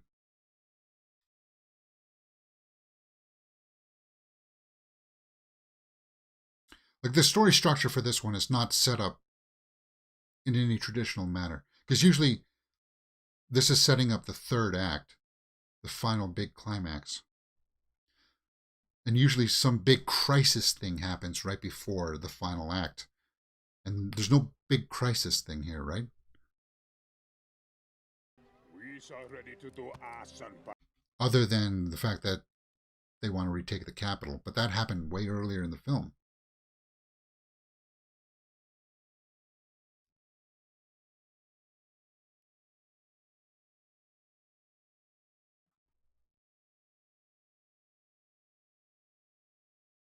He will return with another droid army.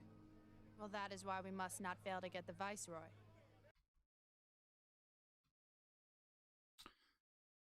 It feels like a Hail Mary, I suppose, right? Maybe that's why. Feels like a little bit like a crisis.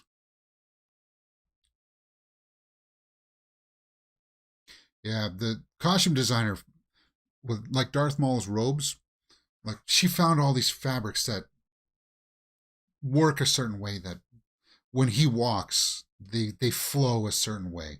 And when he fights, especially in the ending scene there, when he starts to fight, his robes flare out. Like she found the right combination of fabrics. It was just phenomenal work by her.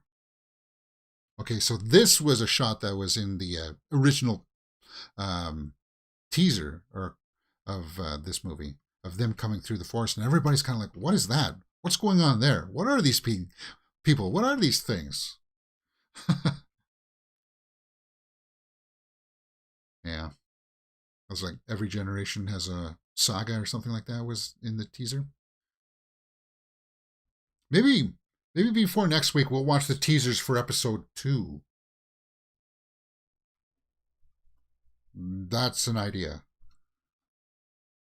Okay. You got to admit, though, those shields are pretty cool. Yeah.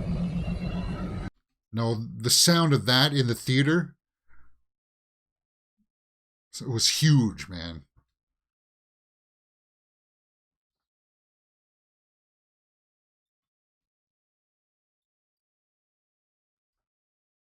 Yeah.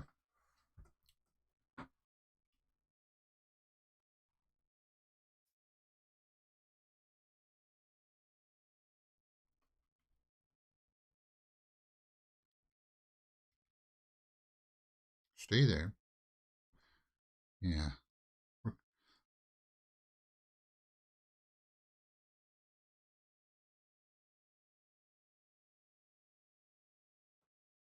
It's only about 24 minutes, and this last 24 minutes goes by really fast, guys. Because you got like 3 fights going on at the same time. This is too close. Darth Maul steps into frame.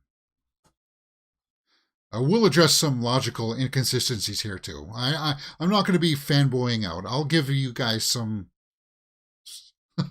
leeway. Okay, so same location as in the beginning, right?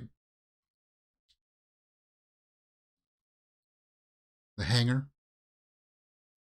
Oh, was that the Wilhelm scream?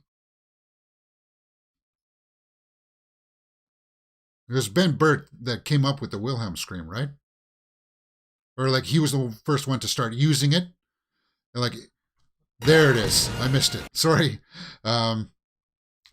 It was from like a film like way long ago, but he started to use that a lot in all of the films that he worked in.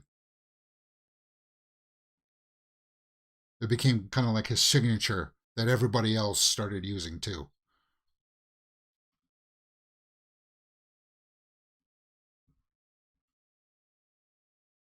No, that was a weird.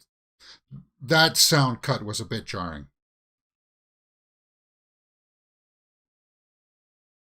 So these fighters are the same fighter that Mandalorian has now, in season 3 of Mandalorian, and the tail end of episode.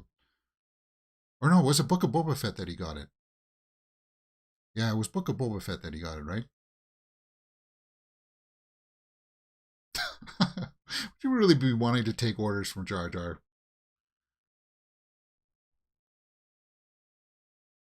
Again, this is so cool. I think it's cool. The design. And you can't come out and try to attack them because they got the cannons that'll kill you. So you're just watching the army get set up. Yes, sir.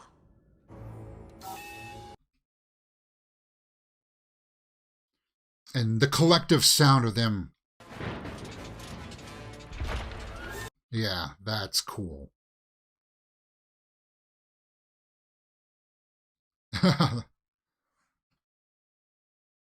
Ouch time. Again with the battle droids. I like what Lucas was doing. He was setting up here that, these things, they get destroyed so easily. The Jedi cut through them like they're nothing. And look at these weapons. Even Gungans can easily dispatch the droids.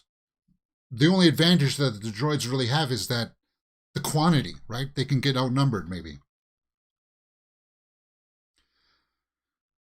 Jar Jar being a moron, just like, well, referencing what happened to Wicket in Return of the Jedi, right? Okay. Anakin, stay where you are. You'll be safe there. Stay in the cockpit. Now, what's the logical thing to do here? There's Darth Maul. Iconic music there, setting us up. No. Open fire! For crying out loud, how many of you guys are standing there? Open fire. What's he going to do? Even if he has a lightsaber, is he going to block it all? No. That's your first option. Open fire, for God's sakes. Yeah. Yeah, maybe he'll run us to the side, but whatever. I'd take a shot. And here we go. The reveal of the double blade. And we know that because we saw that in the teasers that he has one. And the fight choreography, phenomenal. Yeah. Avengers Infinity War had a copycat tribute to the field battle scene. Yeah. Yeah, with the shield coming down over Wakanda. Good call there, Hourglass Vikings.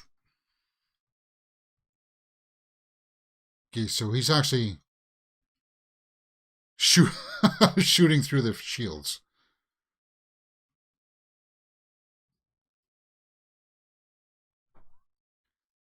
I know this. I've watched this part so over and over again, this fight sequence. So there was a tank there ready to shoot things flying away. Okay, so that's a wide-angle lens. You see Darth Maul using the Force there to throw something.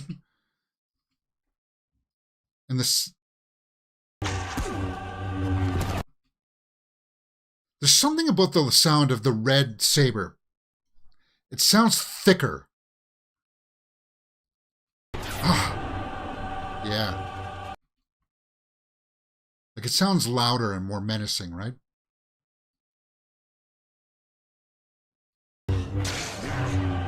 And I like that. How they were timing their attacks there. You saw that Obi-Wan tried to fake him out by trying to jump ahead, right? So Obi-Wan and Qui-Gon had a lot more fighting teamwork than Anakin and Obi-Wan ever did, right?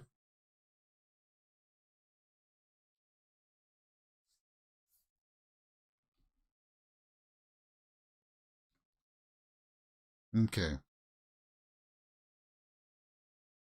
Again, I have nothing wrong with 3 battles going on at the same time. And if someone were to say that this part all looks like a cartoon, to me, yeah, because it is all of a cartoon pretty much. This is what Shang-Chi looked like in the 3rd act. It was all cartoon as well. So I'm not that hard on it, right?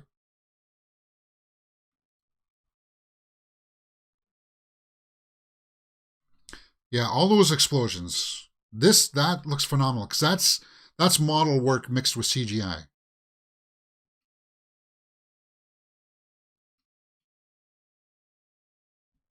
Yeah. Didn't they only make 2 Ewoks movies from the Star Wars, and I never seen them? Are they way better than Star Wars movies? No, they're not better. The first Ewok movie was made for TV, so it had like that TV quality to it.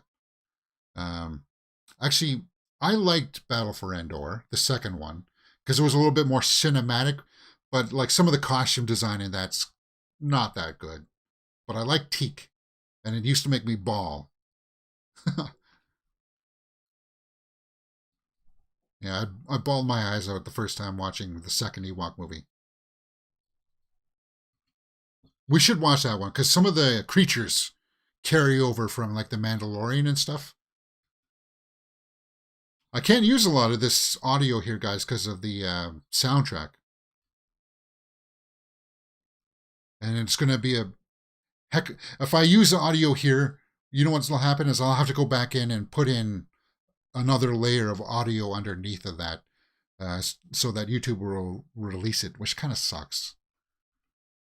But yeah, we get the introduction here, the music cue for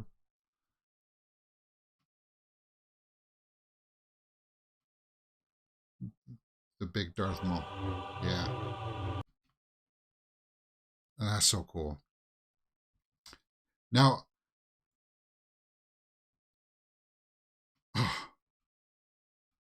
like they got all the elements in there really well done.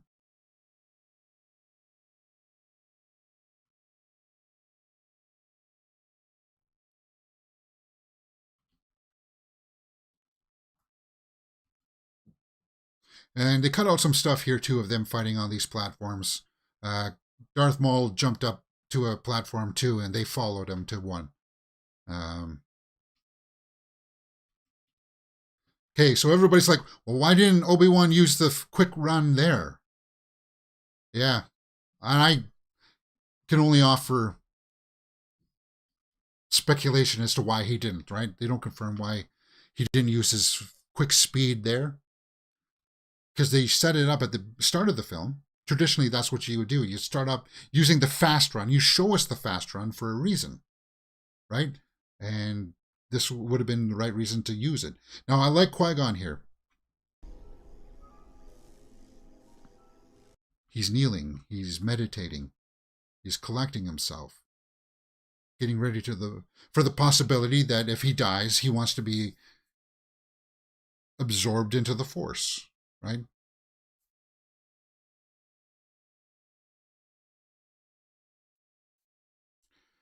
Okay, so we got more Jar Jar. This is nuts. Whatever.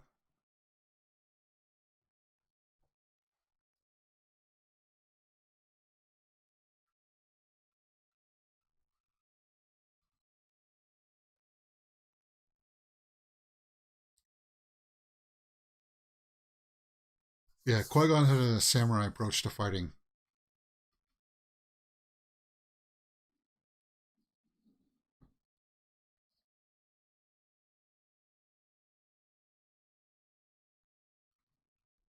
Okay, so that's Captain Tarples giving him a lift, right? Or no? That's Tarples. Yeah.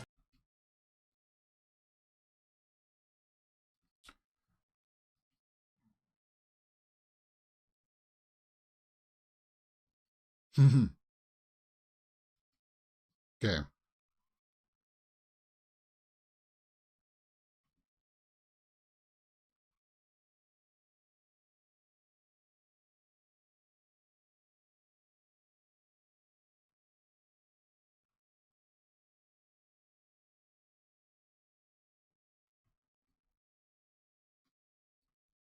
They win this round. Well, you can't beat all those destroyer droids.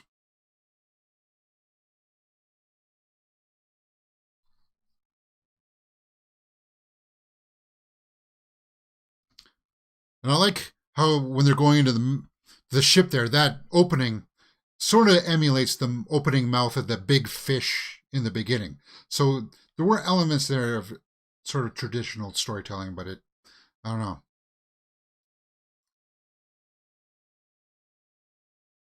Yeah, like all the story complaints some of them I can't refute. I forgive because it's Star Wars and I like it, man.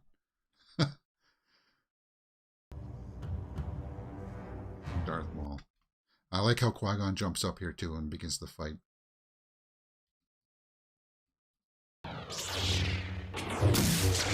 Yeah. Ah, so awesome.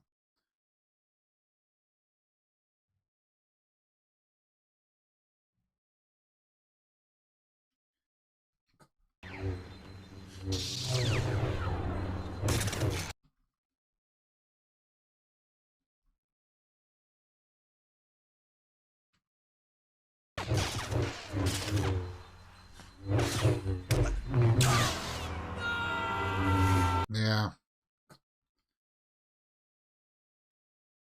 That was a mistake.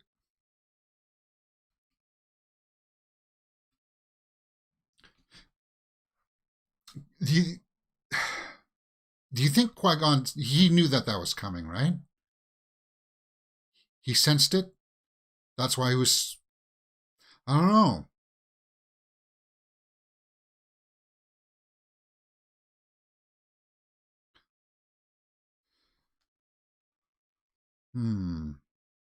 But Ewan McGregor's reaction there, too, is just... I mean, that's basically like his father dying in front of him, right?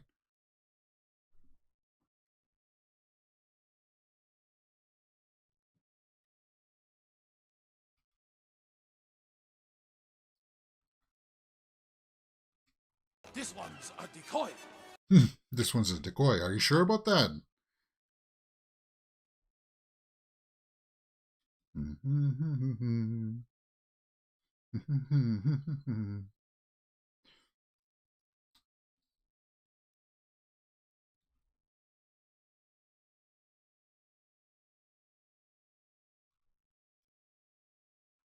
We will discuss a new treaty. Yeah, Obi-Wan's trying to fight off anger. Getting ready for this fight. Like that. Easily, that first set of emotions there is easily my favorite fighting sequence in all of Star Wars. So he cut it in half.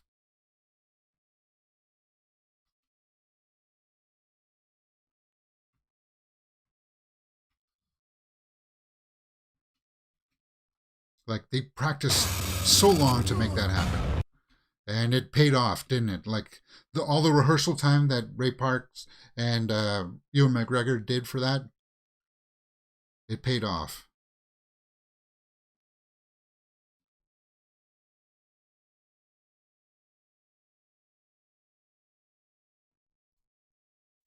Okay, so now this move coming up from Obi-Wan is going to help set up a payoff for the fight in Episode 3.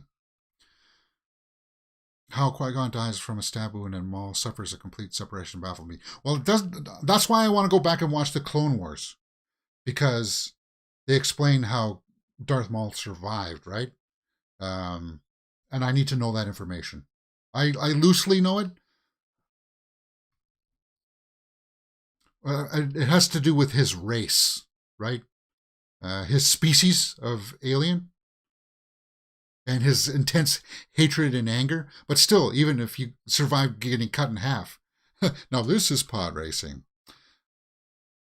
How do you survive the fall?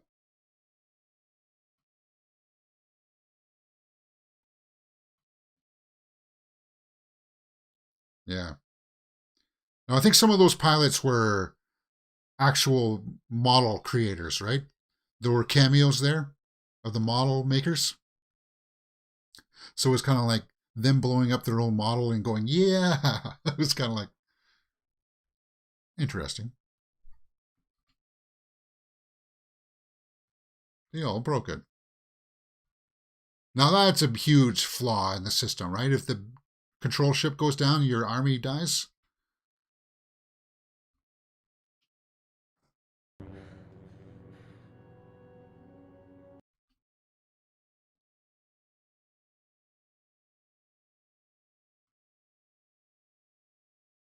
plus force healing. Okay, so he flew up over him, and Maul was just kind of like, what? You just did that?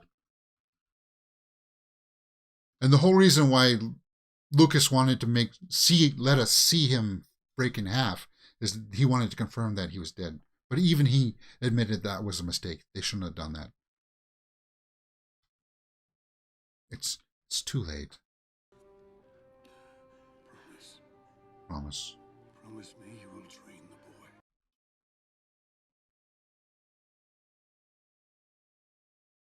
Yeah, because it's like his son, right? Chosen one. He will bring balance.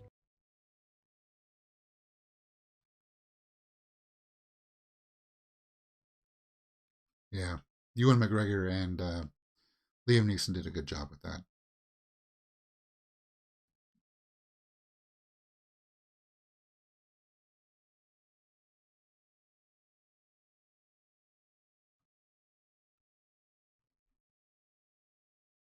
Okay, so more cameo time here. And I'll make sure to capture the good line that Palpatine says here.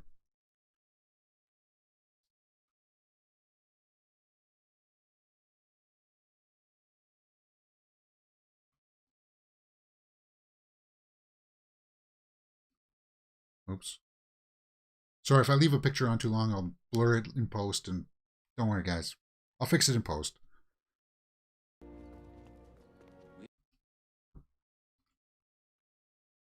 You, young Skywalker. We will watch your career with great interest. Yeah, that line. Small, but very effective. Okay. Behind him there, seeing the black there and the guy with the beard, those are producers of the film, right? Actually, that's Ben Burtt, right? Sorry, yeah. But the guy in the black hat is the actual producer of the film that everybody seems to rag on. But I think he did a good job as a producer.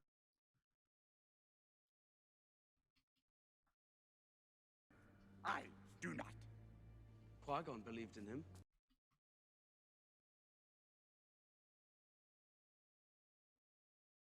Yeah. Then why don't you train him, Yoda? Will train Anakin. Without the approval of the Council, if I'm...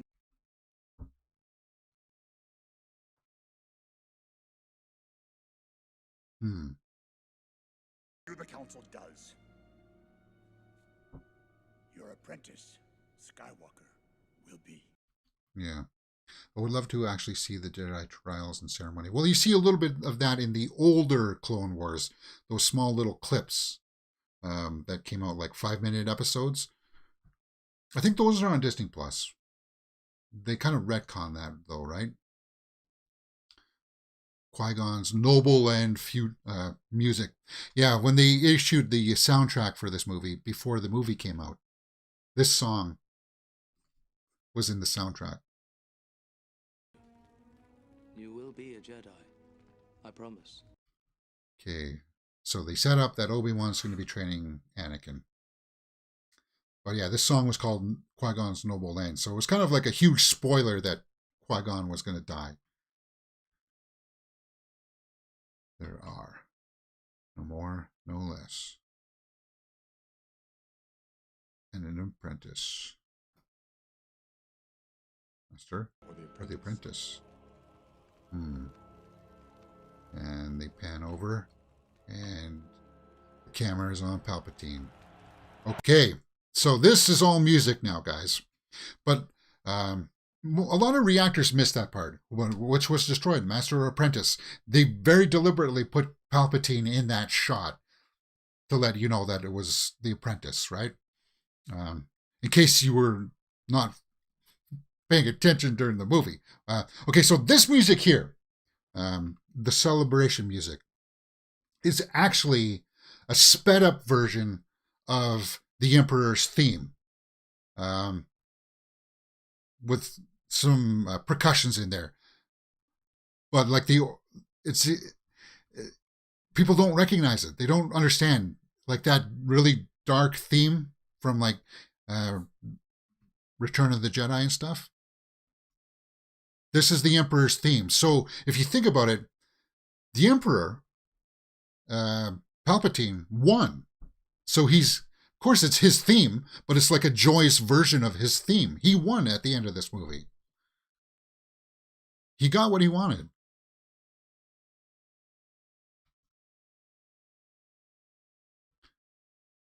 And there's our only look at the Jake Lloyd in his Padawan gear. And that's it, guys. Star Wars Episode 1. What did you think? I know that this is probably, Rick McCallum was producer. Everybody rags on the producer, Rick McCallum, on this. I don't. People say, well, they should have said no to George Lucas and said, maybe this won't work. But what is your idea of what a good producer does? He makes sure, there's different styles of producing, but for this instance, Trisha Beggar there, she's the costume designer. Great work from her. A producer is, in this case, the director who has all the money and executive producing this, George Lucas. His role as a producer was to make sure that George had everything that he needed to make the film. And I felt like Rick McCallum did a great job in executing that for George Lucas. He, like if you watch a lot of the behind the scenes stuff that appears on this, this has some really great special features on it that goes into great detail and length about this that I've watched countless times. You see that Rick McCallum, he really gave it his all for this too, and I respect him for that. So while everybody rags on him for it, I think that he actually did a great job as producer, and I actually do think that George Lucas did a good job as directing. The execution of the production, let me clarify that. George Lucas did a great job of executing the production. Now, when it comes to the script, when it comes to the acting, we know that Lucas has said it himself multiple times. He's not an actor's director. He only knows a few buttons, right? Faster or more emotion, more intense. That's all he knows. He's all more about like putting together the sequence and the tone and stuff like that. And you get that in the special features and stuff too. Guys, I'm going to open up this box here. And I'll share with you the kind of like, if you've never seen this before, the collector's item. Art Glass puts a 10-pound live chat badge there in the comment section. That's cool. Thanks, man. So what's in there is there's like a screen film edit slice in there. That's cool. There's a nice booklet in here too of kind of like the making of concept art of episode 1. So you get to see like a lot of stuff that you've seen before, like the Darth Maul in there too, like the early concept art of him. Really cool stuff. And then of course you got your VHS copy there of the Phantom Menace widescreen that I've watched. And this version has the puppet Yoda in it, and it's got all those alterations to the pod racing scene that I told you about. This is a nice collector's item for sure that I am, I'll never sell this. This will be like given away to like my to my heirs or or my nieces or nephew or something like that. That'll be left behind for somebody to collect. That kind of collector stuff you don't let go. Like I didn't notice that much differences in that version though. Like people were telling me that from the Blu-ray versions that there were some alterations that they did from this version to the Disney Plus version. I didn't detect that much, but I was also trying to do a commentary for you guys, so maybe next time when I watch it, I try to watch these every year and a half or so. I'll go through these, but I still really enjoyed that. You saw that rush that I got watching the pod race. Yeah, everybody likes the pod race. Like George Lucas, say what you will about this series, that you don't like the story, you don't like Jar Jar. His imagination was just let go for the prequels. And J.J. Abrams and Rian Johnson just could not, they just they didn't have that extra button, that extra level, that extra gear that George Lucas has, just to let his mind just go out there. And what I like about this too is that if you go in and watch the extra features and stuff too, like, yeah, he didn't come up with everything. I know that, James. He didn't come up with all the ship designs and all that, but you can see that it was a very collaborative process. That, yeah, he brought in really good designers like, was it Doug Chang? Who did like all the conceptual art and stuff like that and did all the ship designs. Like, he worked with him to do all that stuff, and he would put up designs and he would decide, okay, yeah, we'll work with that one. So you saw that, and I thought it paid off. Like, guys, I'm not as hard on the Phantom Menace as I am for some people. Like some people are. I really enjoyed it. Again, when we were watching it, I would say that perhaps I would have left Anakin to be a little bit older. You could have easily adjusted the pod race scene to say, okay, a teenager could do that, right? And that would have made Padme and Anakin's age a little bit closer, and I think that would have worked. It would have made Episode 1 feel a little bit closer connected to the Episode 2 and 3, but that's just water under the bridge. We can't fix that anymore. That's my complaints. Maybe stuff with the midichlorians could have been shifted around, but that was setting stuff up for later on. Okay, do I have my web browser set up here, guys? I don't think I do. Do I? Yeah, I forgot that I had to reset.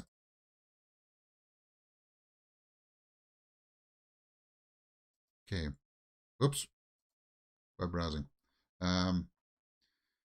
Costume design, Trisha Beggar, like, yeah.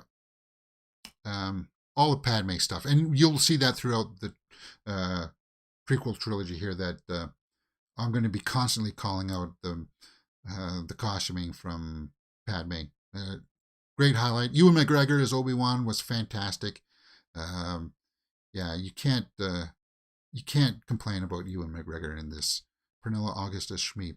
Yeah, I thought that there could have been something more there to her, setting stuff up for like the second one, but overall good. Really cool stuff. Good cameos, and I'm glad that you guys joined along. Ray Park as Darth Maul, yeah. Awesome.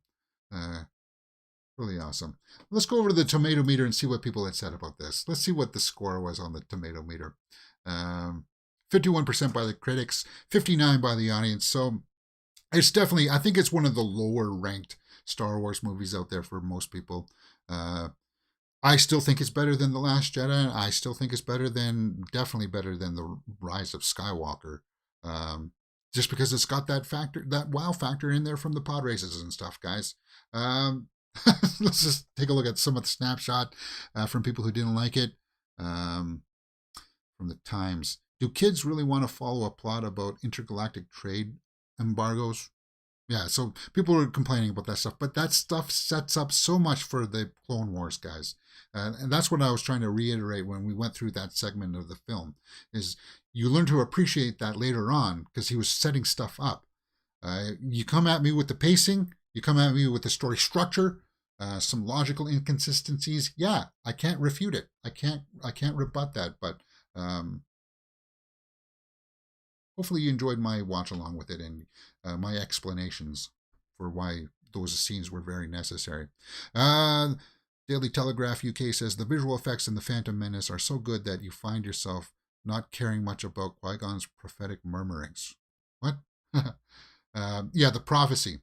You'll notice that when we watch these prequels, they don't really, we never actually get to see the prophecy. We just hear it referenced all the time, right? I think they go into that a little bit more in the Clone Wars. I hope they do. And I can't wait to get to the Clone Wars with you guys, because that's what we're building up to. Every Wednesday here, the next 2 Wednesdays, we'll be doing episode 2 and episode 3, and then we'll start in to the Clone Wars series, because Mandalorian will be wrapping up, and I've never watched the Clone Wars series, so we'll get into that, guys.